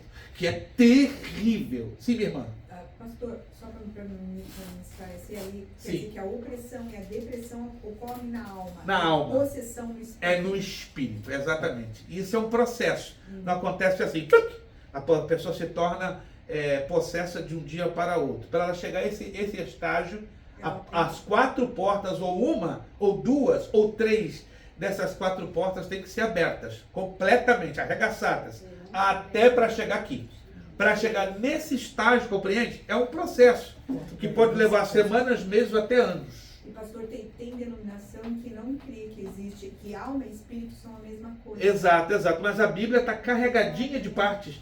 O texto grego original deixa bem claro, né? Espírito, pneuma, alma, psique, corpo, soma. Aí falta uma compreensão da hermenêutica bíblica e da exegese para a avaliação dos originais, né? Eu trabalho muito com a hermenêutica e a exegese que nos ajudam a entender isso. Agora, interessante, né? Se você vai lá em Ezequiel 22:30, você vai entender o modelo das 4 portas. 2 de Coríntios 4:7-9, Gálatas 5:16-18, Efésios 4:22-27 e Colossenses 3:1-10 dá detalhes do processo da opressão, da depressão e da possessão do espírito. Vamos avançar aqui. Cristo é a nossa justiça, dando-nos da sua justificação. Jesus Cristo aqui, ó. No momento que nós somos salvos, nós nos tornamos, num certo processo, filhos adotivos. É a adoção. Não deve ser confundida com a regeneração. Deus não adota pecadores não regenerados. Deus só adota aqueles que já são seus filhos. Depois vem a imputação. Olha, essa é a ordem. Primeiro a adoção, depois a imputação. O que é imputação? 3 coisas importantes nos foram imputadas. Primeiro, a culpa de Adão. 2, na morte de Cristo, nossos pecados lhe foram imputados. Ou seja, a Cristo foram transferidos. E 3, a justiça de Cristo por sua morte e ressurreição. Então, na imputação, revela-se o quê? A culpa de Adão em mim, em você e cada um de nós. Segundo, na morte de Cristo, nossos pecados, foram transferidos na cruz. E terceiro, olha que interessante, o meu pecado caiu na cruz de Cristo. E em contrapartida, a cruz de Cristo gerou a sua justiça na minha vida por causa da sua morte e ressurreição. E nós agradecemos por causa disso? Glória a Deus! Eu agradeço a Deus demais, porque se assim não fosse, o inferno seria a minha próxima parada. Final, substituição. Cristo se fez nosso perfeito mediador na base de sua justiça, a nós transferida, imputada, e de seu perfeito sacrifício realizado por nós na cruz do Calvário. Então nós estamos bem na foto, né? Por causa da adoção, por causa da imputação e por causa da substituição. Mas não para por aí não, ó. A perfeição de Cristo como nosso substituto. João 14 nos ensina, né? Que Jesus Cristo realizou a perfeita encarnação. Natureza humana completa, porém sem pecado. Perfeita identificação. Identificação profunda com o sofrimento humano. Perfeita santidade. Santo, perfeito e sem mácula. 100% Deus, em tese 100%. Na verdade, o 100% homem é um pouquinho duvidoso. Eu prefiro ficar 99% homem e 100% Deus, porque se fosse 100% homem, ele teria caído, fracassado no pecado. Mas vamos colocar aqui 99% homem, 100% Deus. Por isso, Cristo, através do Espírito, pode nos santificar por completo. Espírito, alma e corpo. O mistério da encarnação, o humano com o divino, né? Está aqui o lado humano e o lado divino. Aí na geometria se ensina, né, que quando dois círculos se encontram, cria-se esse espaçozinho aqui no meio. Estão vendo aqui? Chama-se intersecção. E na teologia, a intersecção do humano com o divino gera a pessoa teândrica, que é o resultado da intersecção do humano com o divino. O nome Jesus Cristo vem do hebraico Yoshua HaMashiach, no grego Jesus Christos, o Salvador ungido. Para terminar, o que é a luz da Bíblia? A eleição. A Bíblia apresenta dois tipos de eleição divina que não devem ser confundidos. Eleitos para a salvação. Romanos 8. Número 1. Deus conheceu de antemão quem creria em Cristo. Ele já sabia que eu creria em Cristo, que você haveria de crer em Cristo, que cada um de nós um dia haveríamos de crer em Cristo. Agora, um detalhe. Nós costumamos dizer, sem pensar e sem avaliar o texto bíblico, eu tive um encontro com Cristo. Não é assim? Mas biblicamente não é assim, não. O pastor Everaldo teve um encontro com Cristo, encontrou a Cristo. O pastor Everaldo encontrou a Cristo. Biblicamente não é assim, não. Ele que nos encontrou.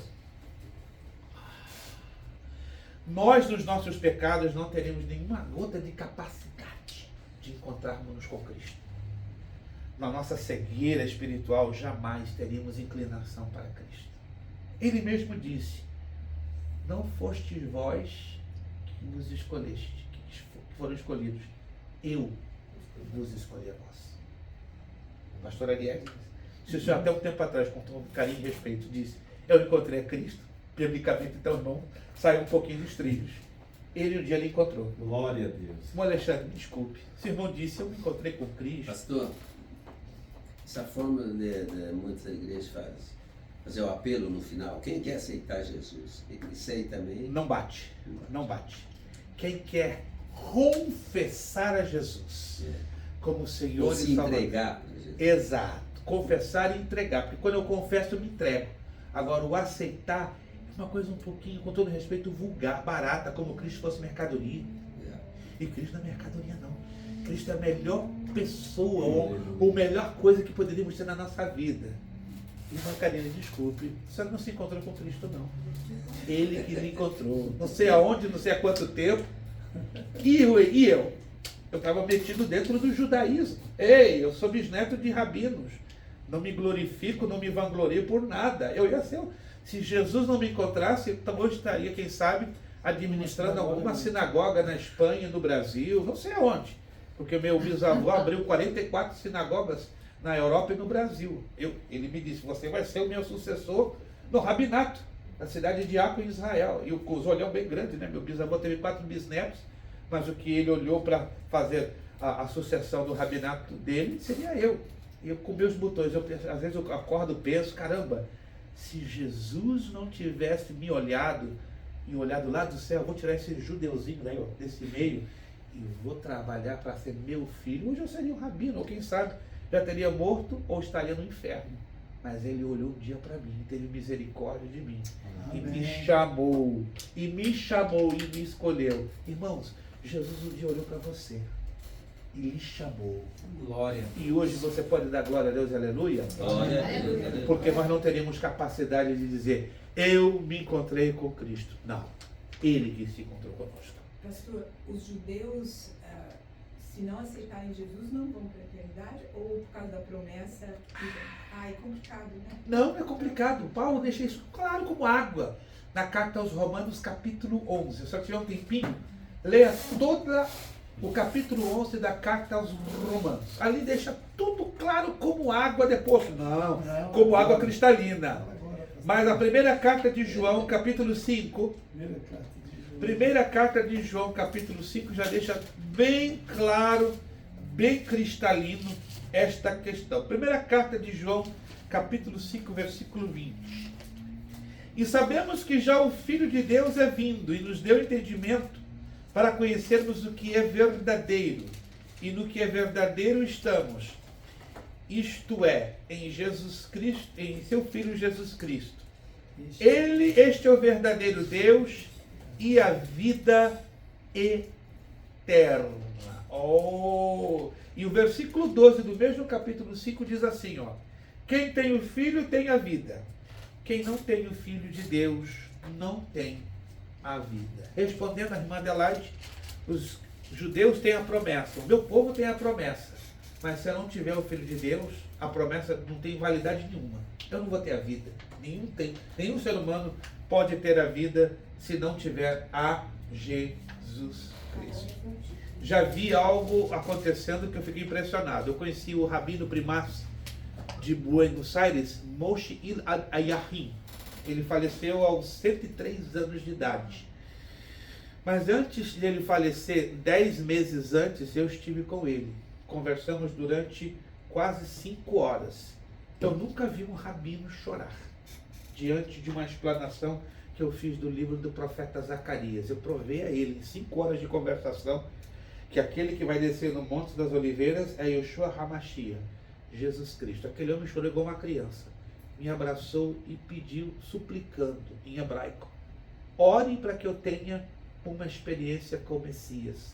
Suas palavras são lindas, me mexeram no meu coração, mas eu preciso ter essa experiência. Do contrário, eu não posso abandonar a fé dos meus pais. Depois que ele faleceu, eu recebi a chamada da filha dele mais velha, de 83 anos de idade, Sara. Ela me localizou dentro da Argentina e disse: pastor, eu quero falar algo muito estranho que aconteceu com meu pai antes de falecer. Ele sofreu um derrame e ficou 18 dias no hospital samaritano, na verdade, no hospital judaico de Buenos Aires, e ela por telefone com a voz trêmula: meu pai teve um sonho e ele contou para mim, e eu não entendi, mas eu quero contar para o senhor. Pois não. Nesse sonho, ele via um homem todo vestido de branco, com a Torá na mão, mas a cabeça toda ensangrentada com uma coroa de espinhos. Mas, pai, quem é essa pessoa que você imagina? Yeshua HaMashiach. Mas esse é o Jesus Cristo dos cristãos. Mas ele se revelou a mim como Yeshua HaMashiach. E ele me falou que poucas horas antes de eu partir para o reino celestial, ele se revelaria a mim. E o que aconteceu, senhora Sara? Testemunhas dizem que meu pai, horas antes de morrer, gritava em hebraico: Yoshua, Benahet Ivot Hazak Hatemihi, Yoshua, Behanahet Katat Hat Yohod Mehi, Vinahai Katumahui, querendo dizer: Yoshua, que bom que tu estás aqui, eis-me aqui, recebe-me a mim, abro o meu coração e te confesso como meu Senhor e Salvador. Aleluia! Glória a Deus. Esse homem teve uma experiência com Jesus. Aleluia. Aleluia. Eu não podia o sepultamento dele, mas ele deixou, antes de morrer, uma cartinha para mim. Meu Eu tenho Deus. essa carta. E nessa carta ele diz: obrigado, pastor. Eu tive uma experiência com Jesus, com Yeshua. Eu sei para onde eu vou depois que eu parti. Com muita dificuldade, alguém ditou para ele a carta e escreveu. Está lá, até hoje. Isso aconteceu em 1994. Irmãos, Jesus faz coisas lindas. Ele pode salvar um rabino, ele pode salvar uma autoridade tanto do judaísmo como do islamismo. Ele pode salvar quem ele quiser, basta que ele chame a salvação. E graças a Deus que ele salvou Aleluia. a mim e salvou a você. Aleluia. Jesus é uma experiência viva e real. Quantos creem nessa experiência? Amém. Perdão que eu me emocionei. Não. Me rendeu porque isso é muito forte. Eu chorei quase 4 dias sem parar. Eu falei: uau! Jesus ama o meu povo. Ele ama o meu povo, ainda que meu povo tenha rejeitado, mas ele ama desesperadamente aos filhos de Abraão. E eu fico tão feliz também que Jesus está salvando os islâmicos. Pastor, só interrompendo o senhor rapidinho, Sim, a gente senhor. esteve em Israel e ali junto de um grupo, um guia que estava conosco, o pastor da outra igreja que estava conosco, falou assim: eu vou levar vocês, os homens, aqui numa sinagoga pequenininha que está aqui perto do muro. E nós entramos, para entrar teria que colocar o kippah. O kippah, exato. Então nós entramos e um rabino que estava na porta nos acompanhou, porque viu, provavelmente nós éramos estrangeiros, né? Sim. E a gente não tinha nenhuma veste de judeu, Yeah. só o kippah. Então ele falou: aí atrás dessa porta, eu vou abrir para vocês esse vídeo, trair as Torás. Mas eu quero que vocês olhem bem lá no alto. Eu tenho essa foto aí. Uau! Lá em cima está o chifre. Aí ele distinguiu de quem foi o chifre. E lá dentro do chifre está o óleo que nós vamos derramar na cabeça, não do Uau! Yeshua, mas do Deus que eles estão esperando descer. Uau! O Yeshua É, deles. esperando. Que lindo! Aí ele falou as 3 coisas que estão ali e já tem 2000 anos que aquilo ali está ali. Eu ouvi isso desse rabino de Buenos Aires, que o que realizou a vida dele foi ter visualizado esse chifre. E eu perguntei, qual a importância desse chifre? O Messias. Está ligado 100% com Mashiach. Quando ele vier, vai se cumprir todo o desejo da nossa nação. Então hoje está ali guardado para derramar Exato. na cabeça desse. E nós vamos ver isso, meus irmãos. Quando Jesus descer depois da tribulação com a igreja glorificada para inaugurar o seu governo de 1000 anos. Não é? Na Torá está escrito que o Mashiach, antes de governar literalmente nessa terra, ele vai ser ungido com o óleo que está neste corno de azeite, ou seja, de carneiro. Então tá aí, é prático. Isso é um ensino que está dentro da Torá, mas Zacarias capítulo 14 já traz isso. Para fechar isso aqui, ó. Deus predestinou salvos que seriam conforme a imagem de Cristo. Romanos 8, 29. Aí temos eleitos para a missão. É o conteúdo do capítulo 9 de Romanos. Como indivíduo, Esaú nunca serviu a Jacó, mas a nação de Edom serviu a nação de Israel. Como nação, Jacó e Israel, e não Esaú, Edom foi escolhido para um propósito especial. Deus não escolhe alguns para serem salvos e outros para se perderem, mas elege e chama pessoas e grupos para tarefas específicas. 1 de Timóteo 2,4. Os eleitos são predestinados por Deus para serem chamados, justificados, glorificados, conformes à imagem do Filho, santos e inculpáveis, adotados como filhos, redimidos, participantes de uma herança, louvor da sua glória, participantes do Espírito, criados em Cristo Jesus para as boas obras. Predestinação, para fechar e deixar você incomodado para dormir pouco essa noite. O que a Bíblia apresenta sobre a predestinação? O que a Bíblia, não Armínio e nem Calvino. 2 de Pedro 1,10. Portanto, irmãos, procurai fazer cada vez mais firmes a vossa vocação e eleição. Efésios 1,5. E nos predestinou para filhos de adoção por Jesus Cristo. Efésios 1,11. Havendo sido predestinados conforme o propósito daquele que faz todas as coisas, segundo o conselho de sua vontade. Romanos 8, 29. Porque os que dantes conheceu também os predestinou para serem conforme a imagem de seu Filho. Romanos 8,30. E aos que predestinou, a estes também chamou, e os que chamou também justificou. Aí vem o probleminha da ideologia calvinista. Não falo isso porque eu tenho algo contra Calvino, contra os presbiterianos, contra uma classe de batistas, contra os luteranos, os congregacionais. Não. O problema é que Calvino, infelizmente, distorceu uma interpretação bíblica que eu vou mostrar para vocês. No conceito calvinista, Deus estabeleceu 2 decretos. Não é conceito bíblico, é o conceito calvinista. Um, selecionando um grupo de salvos. B, grupo de perdidos. Segundo Calvino, existiria no mundo um grupo de pessoas que poderiam fazer tudo errado, mas seriam salvas. E outro grupo, as pessoas que poderiam fazer tudo certo, mas jamais se salvariam. Uau, que negócio louco! João Calvino declarou. Você pode fazer pesquisas e você vai descobrir isso. Eu tenho 9 biografias de João Calvino e cada uma delas bate certinho com essa declaração, que é um resumo, tá? Ele disse o seguinte, em 1537. Ora, a semente da palavra de Deus só sem raiz e produz frutos nas pessoas que o Senhor, por sua eleição eterna, predestinou para serem filhos e herdeiros do reino celestial. Não está escrito isso. Para todos os outros que pelo mesmo conselho de Deus foram rejeitados antes da fundação do mundo, a clara e evidente pregação da verdade só pode ser um cheiro de morte para a morte. E está isso escrito nas maiores declarações dos presbiterianos e luteranos, que é o chamado Instruction in Faith, instrução em fé. Mas eu retirei essa frase do livro do professor Paulo T. Furman, tá? Da página 136, módulo 1, parágrafo 949, da página 136. Mas quais foram os textos bíblicos que Calvino mal interpretou? Vamos lá. A predestinação calvinista, portanto, Deus já decretou quem vai ser salvo e quem se perderá. Não precisa, isso aqui é chocante, não precisa obediência nem desobediência para que Deus manifeste sua justiça e misericórdia. Caramba, isso é fora de lugar. A Bíblia deixa bem claro sobre a questão da obediência e da desobediência. Os que Deus destinou à salvação serão salvos, mesmo pecando ou não querendo ser salvos. Uau! O negócio está fora de lugar. O que Jesus não morreu por todos os homens, mas tão somente pelos que foram predestinados. Opa! Então eu estou minimizando ou menosprezando o poder de alcance da salvação. Então, ele só salvou para os predestinados, só morreu para os predestinados? Não. Ele morreu por todos. A Bíblia é clara, ele morreu por toda a humanidade. Textos que Calvino se valeu. Preste muita atenção. A hermenêutica bíblica tem uma frasezinha muito interessante.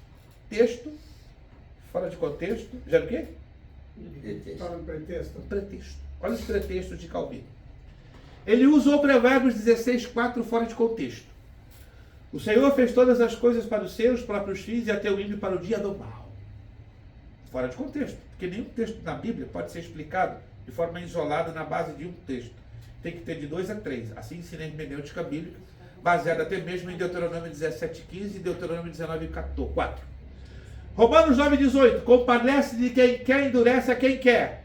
Êxodo 4:21. E eu endurecerei o seu coração de Faraó para que não deixe o povo ir. Romanos 9:13. Como está escrito: amei Jacó e aborreci Esaú. Mateus 26:21. Em verdade vos digo que um de vós me há de trair. Está prestando atenção nesses textos. E o que diz a Bíblia? Aqui o que Calvino criou na mente. Idealizou com a sua ideologia. Olha que são 1, 2, 3, 4, 5 textos. Essa é a coluna do calvinismo. A tradução ou a interpretação isolada desses textos. Agora vamos à Bíblia. O que diz a Bíblia? Em Adão todos são predestinados a morrer. Ei, predestinado, abençoado! Tem uma boa notícia. Tu está predestinado a morrer. Claro, eu também estou na fila. Talvez eu esteja no meio. Talvez o irmão Alexandre está lá no final da fila. Talvez o irmão Ayrton está no princípio. Mas todos nós estamos na fila. Está lá. 1 Coríntios 15:22. Porque assim como todos morrem em Adão, assim também todos serão glorificados em Cristo. Em Jesus todos são predestinados à salvação. 1 João 12. Mas a todos quantos o receberam deles o poder de serem feitos filhos de Deus, aos que creem no seu nome. Tito 2:11, porque a graça de Deus se é manifestada, trazendo salvação a todos os homens. 2 de Pedro 3:9, não querendo que nenhum pereça, senão que todos cheguem ao arrependimento. Apocalipse 22:17, quem quiser receba de graça a água da vida. É inegável o anseio de Deus pela salvação de todas as suas criaturas. Observe. 1 de Timóteo 2:4, qual deseja que os homens sejam salvos e cheguem ao conhecimento da verdade. João 3:16, porque Deus amou de tal maneira que deu o seu Filho unigênito para que todo aquele que nele crê não pereça, mas tenha vida eterna. Morreu Jesus por todos. Boníssima notícia. Todos que creram serão salvos. Jesus mesmo ratificou esse princípio, garantindo que a salvação é para todos. Ser fiel até a morte e dar-te a coroa da vida. Apocalipse 2:10. Ao que vencer, de maneira nenhuma arriscarei o seu nome no livro da vida. Apocalipse 3:5.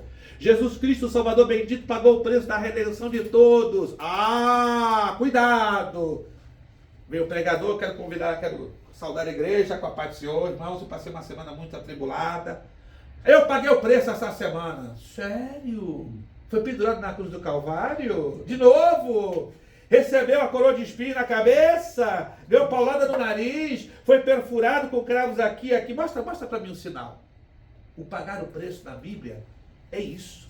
Mas hoje você vê as pessoas usando essa expressão que está roubando de Jesus o direito. O mérito é dele. Ele foi o único que pagou o preço. Mas peraí, jejuar, subir monte, orar muito, ler a Bíblia, isso não é pagar preço? Não. Isso é o dever e a obrigação de todo servo inútil. Jesus falou, mesmo fazendo todas essas coisas, não deixará de ser o quê? Um servo inútil. Aí as igrejas criam uma mania fora da Bíblia. Estou pagando preço. Só um que pagou preço. Alô? Alguém está me entendendo? Só um quem pagou o preço. Ah, mas pastor, eu já disse tanto isso, eu não paguei o preço. Então desce da cruz e deixa Jesus subir da cruz. Glória a Deus. E Ele vai completar a obra na sua vida. Porque nós estamos roubando um mérito que pertence a um só, Jesus Cristo. Ele foi o único. Nenhum de nós conseguiríamos pagar o preço. João 6,37. O que vem a mim de maneira nenhuma lançarei fora. João 6,47. Aquele que crê em mim tem a vida eterna. Apocalipse 3,11. Guarda o que tu tens para que ninguém tome a tua coroa. João 5,40. E não quereis vir a mim para terdes vida eterna. Compreende, irmãos? Se a predestinação fosse uma doutrina verdadeira, eu creio que não precisávamos de Jesus, do seu sacrifício, nem do evangelho, nem da igreja, muito menos do plano de salvação. Bastava viver e aguardar a morte. No entanto, eis que o Senhor Jesus, demonstrando claramente que os que decidem ir a Ele terão a vida e vida eterna, os que recusarem assumem sua desventurada decisão, sendo exterminados quando foi destruído o pecado. Deus ama a todos. Tem muitos textos. Ezequiel, Mateus, Faraó foi quem se endureceu. Êxodo 7, 13, 14, 22, 8, 15, aí vai. Os próprios pagãos reconheceram que Faraó se endureceu deliberadamente. Ele escolheu endurecer. 1 de Samuel 6, 6. Medite com carinho. Vou fechar aqui agora, com chave de fogo. Mateus 25, 34. Vinde bendito de meu Pai, possui por herança o reino que vos está preparado desde a fundação do mundo. Mateus 25, 41. Apartai-vos de mim, malditos, para o fogo eterno, preparado para o diabo e seus anjos. Aqui, pois, a inequívoca verdade que Jesus morreu por todos, mas nem todos querem ser salvos, e Deus respeita a decisão de todos. Alguma pergunta ou dúvida? Salvo uma vez, salvo para sempre? Não. Bem complicado, né? E agora? Como é que nós vamos explicar aos nossos irmãos calvinistas? É difícil. Começando do princípio que Calvino realmente foi um homem muito usado por Deus, bem a mesma coisa Armínio, mas os dois sistemas têm falhas graves. Isso eu só falei do calvinismo. Não me deu tempo de falar das falhas do arminianismo. Esses dias perguntaram, pastor, o senhor é arminiano ou calvinista? Eu sou Jesus Cristo. Ué, o senhor está no meio do muro? Não. Porque se eu sou arminiano, eu vou estar confessando uma ideologia. Se eu sou calvinista, eu vou estar confessando outra ideologia. Então eu prefiro confessar a teologia. Então a teologia, ela nunca vai defender nem os arminianos, nem os calvinistas. Mas a teologia vai defender unicamente, tão somente o que está aqui, sem a minha interpretação, sem o filtro da nossa interpretação humana. É um direito meu e seu termos os nossos pontos de vista. É um direito meu e seu. Mas em se tratando da salvação, esse direito, cai por terra, se desintegra, vira geleca. Se eu posso dizer. Porque em se tratando de salvação, primeiro é um mistério. Segundo, é uma escolha que envolve convicção e vínculo, relacionamento. Terceiro, é algo tão delicado que podemos hoje ter convicção. Eu tenho convicção da minha salvação. Mas se eu não vigiar a minha fé salvadora lá na frente, assim, eu posso perdê-la. O que perseverar até o fim será salvo ou receberá a coroa da vida. Que Deus nos ajude, meus irmãos, a valorizarmos essa tão grande salvação, como fala o escritor aos Hebreus, e não brincarmos com a salvação, como muitos hoje em dia estão brincando, né? Infelizmente as igrejas liberais estão aí brincando com a salvação, trazendo o mundo para dentro das igrejas e dizendo com todas as letras, está tudo bem, você pode adulterar, fumar, fornicar, se prostituir, está tudo bem, nós vamos todos para o céu. Que céu? Para o céu da boca talvez, mas não para o céu de Deus, que é um céu santo, é um céu separado, é um céu limpo, é um céu puro, um céu que não caberia nem a mim, nem a você, nenhum de nós, mas nós já temos a convicção de que o céu é para nós. E eu vou finalizar dizendo, e todo aquele que não for escrito no livro da vida, será lançado no lago de fogo e enxofre. Eu tenho convicção, irmãos, eu não sei do futuro, mas eu tenho convicção que o meu nome já está escrito no livro da vida. E já está escrito no livro das obras do Cordeiro. E já está escrito no livro das obras. Porque diz a Bíblia, que os ímpios vão ser julgados na base desses três livros. O livro da vida, o livro do Cordeiro e o livro das obras. Mas para eu estar escrito no livro da vida, eu tenho que estar escrito nos 2 outros livros. São 3 livros. Apocalipse capítulo 20 nos ensina. Um está ligado com Jesus Cristo. Olha que interessante. Um está ligado com o Pai Celestial. E o outro está ligado com o Espírito Santo. Como eu não sei do futuro, mas a única coisa que eu sei, irmãos, é que hoje o Espírito Santo fala aqui dentro. Eu tenho convicção da minha salvação. Eu tenho convicção que o meu nome está escrito no livro da vida. Isso é por fé. Alô? Quem tem essa convicção? Por fé, por fé, por fé, por fé. Porque se você for olhar para você, para a sua condição, para a minha condição, vou ali, dou uma tropeçada, perco a minha salvação. Irmãos, é fácil perder a salvação. Basta eu sair e tropeçar ali, usando uma linguagem figurada. Eu tropeço, acabou tudo. Então que Deus nos use de misericórdia, nos sustente pelas suas mãos e braços fortes, que nos mantenha firmes, olhando para quem? Para Jesus Cristo, o autor e consumador da nossa fé. Nenhum de nós somos melhores do que ninguém. Nenhum de nós, nenhum de nós.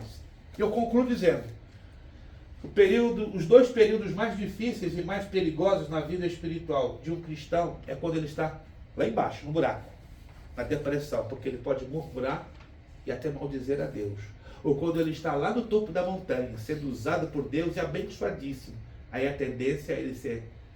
O ego fica inchado e ele pensar que ele é o cara. Eu sou o cara. I am the guy. A gente não é o guy. We are not guy. Mas não somos melhores do que ninguém. Se Deus está te usando, glória a Deus. Mas dá toda a glória para Ele. Se está num buraco no vale passando prova, não murmura. Só agradece e peça misericórdia a Deus. Então que Deus nos ajude, ou lá embaixo no vale, ou lá na montanha. Não nos esqueçamos de uma coisa. A honra, a glória, a majestade pertencem a Ele. E a salvação está só nas mãos dEle. Mas depende também do meu querer, do meu desejar em estar na presença de Deus. Amém? Amém. Dava para falar 2 meses sobre essa matéria, mas vamos falar por aqui. Próxima matéria. Eita, essa matéria vai mexer com... Vai nos deixar sem cabelo e até com alguns cabelos grisalhos. Ó, próxima matéria. Evangelismo e missões. Ih, pastor, essa matéria não ganhei nenhuma alma para Jesus nos últimos 10 anos. Vou perguntar. Se a salvação só está, ela está falando isso, a salvação só está na mão dele, como é que nós, humanos, podemos perder se ela está na mão dele? A base, a fonte, a origem e a manutenção da salvação está nas mãos dele. Mas a escolha para que esta salvação persevere e vingue está na nossa escolha. A base, a fonte, a manutenção, tudo com ele. Mas o vínculo que permite a perseverança desta salvação está na nossa escolha. Por isso que Jesus disse, o que perseverar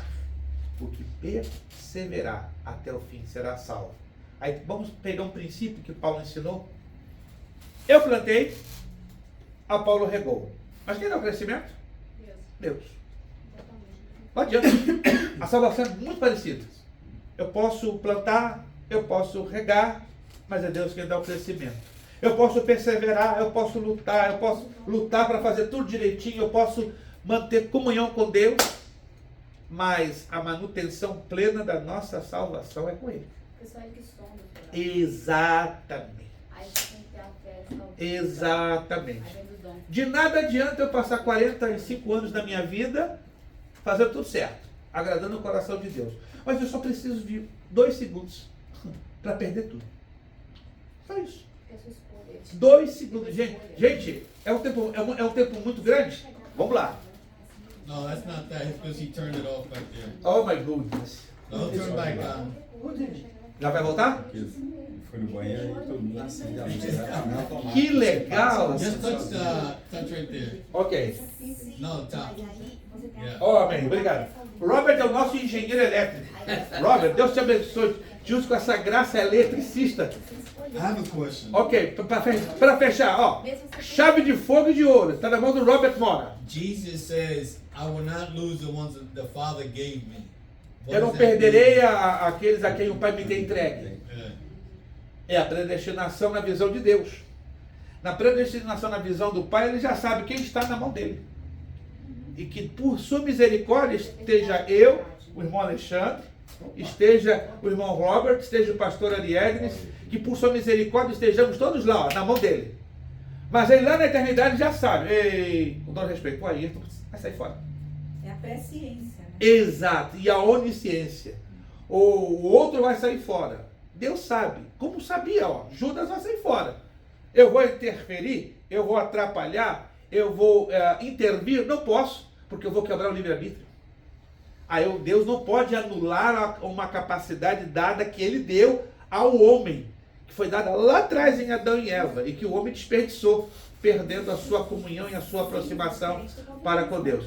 Alguém está conseguindo entender isso, irmãos? Deus nos deu uma capacidade maravilhosa, que é da escolha.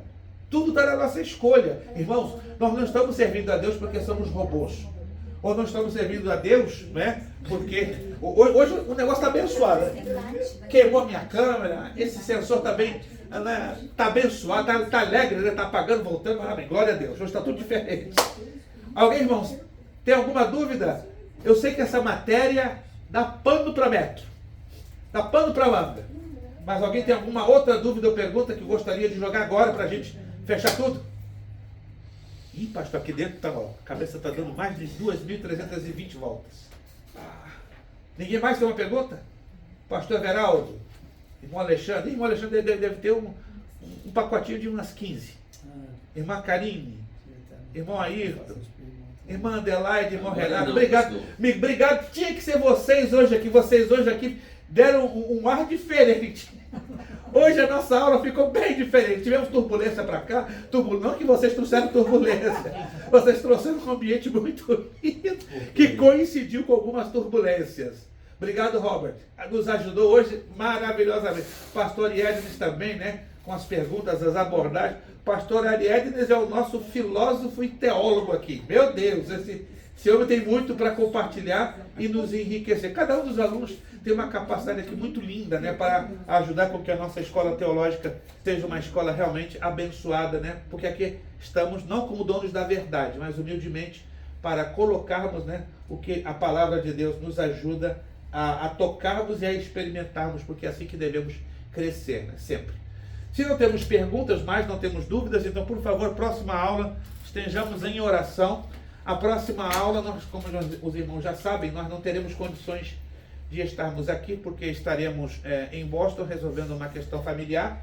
Por isso que eu estou trazendo, né, as apostilas por antecipação. Eu vou gravar esta aula, eu tomei a iniciativa de gravar esta aula, eu vou gravar nos próximos 10 dias, e aí no dia 19 ela já vai ser postada lá no grupo. Presta atenção, lá no grupo. Se você está no nosso grupo, então essa aula que eu vou gravar de evangelismo e missões, ela vai lá, e aí os irmãos vão fazendo o pagamento via Zelle, ok?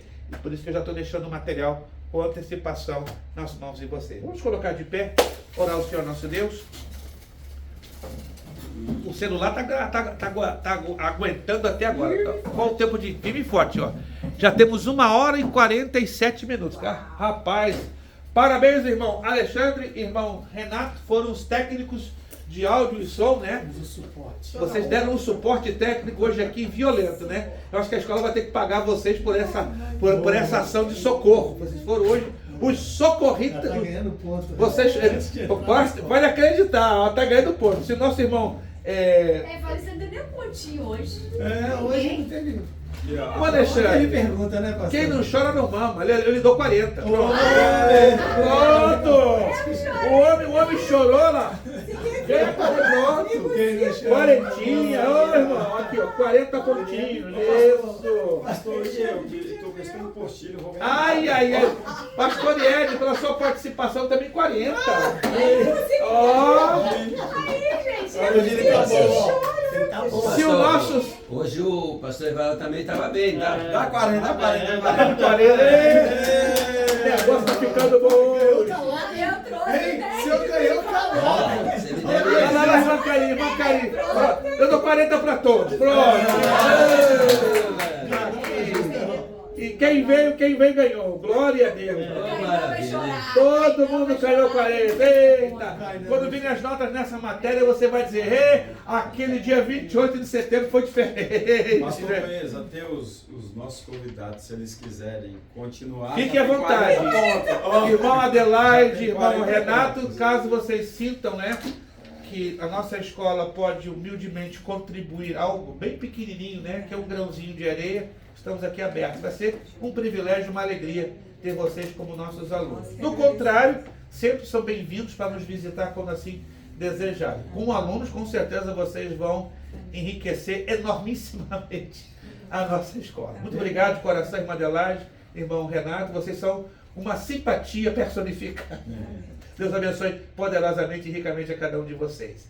Irmão Alexandre, né, que hoje foi um coadjuvante importante aqui, né, junto do anjo Renato, né, os dois anjos hoje, anjo Renato e anjo Alexandre. Né? Eu sei que vocês nunca vão ser anjos lá no céu, mas já são anjos aqui na terra. Nosso irmão Alexandre vai estar então nos despedir em oração, agradecendo pela aula de hoje. Muito obrigado, meus irmãos, fiquem ligados, né, lá nas informações que postamos no nosso grupo do WhatsApp. 19 de outubro, já na parte da manhã, eu já vou estar postando a aula no link do YouTube, para vocês então terem o tempo necessário para assisti-la, certo? Ela vai ter uma duração média de 3 a 4 horas, não mais do que isso, uma vez que eu vou gravar esta aula, e aí os pagamentos via Zelle, na medida do possível que vocês possam assim fazê-lo, tá? O material já está então posse de vocês. Amanhã, para terminar, nós vamos estar aqui, né? Eu fui convidado pelo irmão Alexandre Oliveira para estar prestigiando o aniversário do pastor Sérgio. Quantos vão estar amanhã com o pastor Sérgio aqui? Creio que quase todos, né? Menos o pastor Everaldo, que tem compromisso com a sua igreja, né? Então, amanhã eu vou pedir permissão ao meu pastor, que me congrega numa igreja americana, né? Para que ele não vai ter problema, né? Como eu viajo muito, ele me libera sempre. Então, eu vou estar amanhã com vocês, né? E vamos estar nos alegrando, né? Estejamos orando para que Deus se faça presente, como sempre, né? Neste dia festivo, que será mais um ano de vida que Deus estará alcançando ao nosso estimado pastor Sérgio, né? E através do pastor Sérgio que nos foi aberta esta porta, que Deus possa recompensar maravilhosamente pastor Sérgio. Bom, Alexandre, nos levando a Deus em oração, agradecendo pela aula de hoje. Senhor, eu te agradeço, meu Deus, por mais essa aula muito importante sobre soteriologia, Senhor. Aleluia. Espero que todos nós possamos ter aprendido um pouco mais, meu Deus. Possamos ter tido entendimento, Senhor. Claro que é muito, Senhor, para em tão pouco tempo tentarmos entender, mas agora temos aqui nas nossas mãos um material muito importante, Senhor. Aleluia. Quero agradecer pela vida de cada irmão aqui, Senhor, que esteve conosco, pela presença do casal aqui, dos nossos amigos. Aleluia. Muito obrigado. Que o Senhor esteja com eles, Senhor. Que o Senhor possa levar eles de volta para casa são e salvos, assim como nas nossas vidas, Senhor. Abençoa a vida do pastor, Senhor, que tem se predestado, podendo estar conosco aqui com todas as dificuldades, Senhor, que o Senhor esteja colocando a sua mão de poder ali, Senhor, que o Senhor esteja enviando os anjos para a esposa dele ali, que se encontra enferma no hospital, Senhor, que tudo corra bem, Senhor, porque o Senhor pode estar ali. Te agradeço, Glória meu a Deus, mais uma vez, Senhor, por estarmos aqui presentes, Senhor, para essa aula. Glória a Deus. Espero que possamos nos encontrar o mais rápido possível, Senhor, Sim, porque assim como o pastor sempre diz para nós, assim como estamos buscando, temos mais sede, Senhor, para poder aprender um pouco mais, cada vez mais de Ti, da Sua palavra. E cada vez, Senhor, a gente fica surpreso. Não importa o tempo, não importa quantos aqui estejam, saibam mais, saibam menos, mas cada vez estamos aprendendo um pouco mais de Ti, Senhor. Eu quero Te agradecer demais para a vida de cada um aqui. Esse é o clamor que fazemos em nome do Seu Filho Jesus. Amém. Amém. Dê a mão ao seu irmão, não vai tomar choque, não vai pegar Covid, isso. Não vai passar virose. Venha, pastor. Venha, pastor. Isso, vamos lá. Vou procurar não sair de foco. Isso. Não, eu vou sair de foco, não tem jeito não. Não, aqui. Isso, pastor, perfeito. Só vai ficar eu aqui de ladinho. Maravilha. Vamos lá. Proclamar o nosso lema. Seriedade. Compromisso. Disciplina. Seriedade. Compromisso. Disciplina. Seriedade. Compromisso. Disciplina. Agora levante suas mãos. É necessário que ele cresça e que eu diminua. É necessário que ele cresça e que eu diminua. É necessário que ele cresça. E que eu diminua. E a Deus damos o quê? A honra, a glória e o poder. Evangelismo e missões. Próxima aula, 19 de outubro, plenamente online. Será gravada e postada no link do nosso YouTube. Muito obrigado. Deus os abençoe poderosamente. Fim das transmissões de hoje.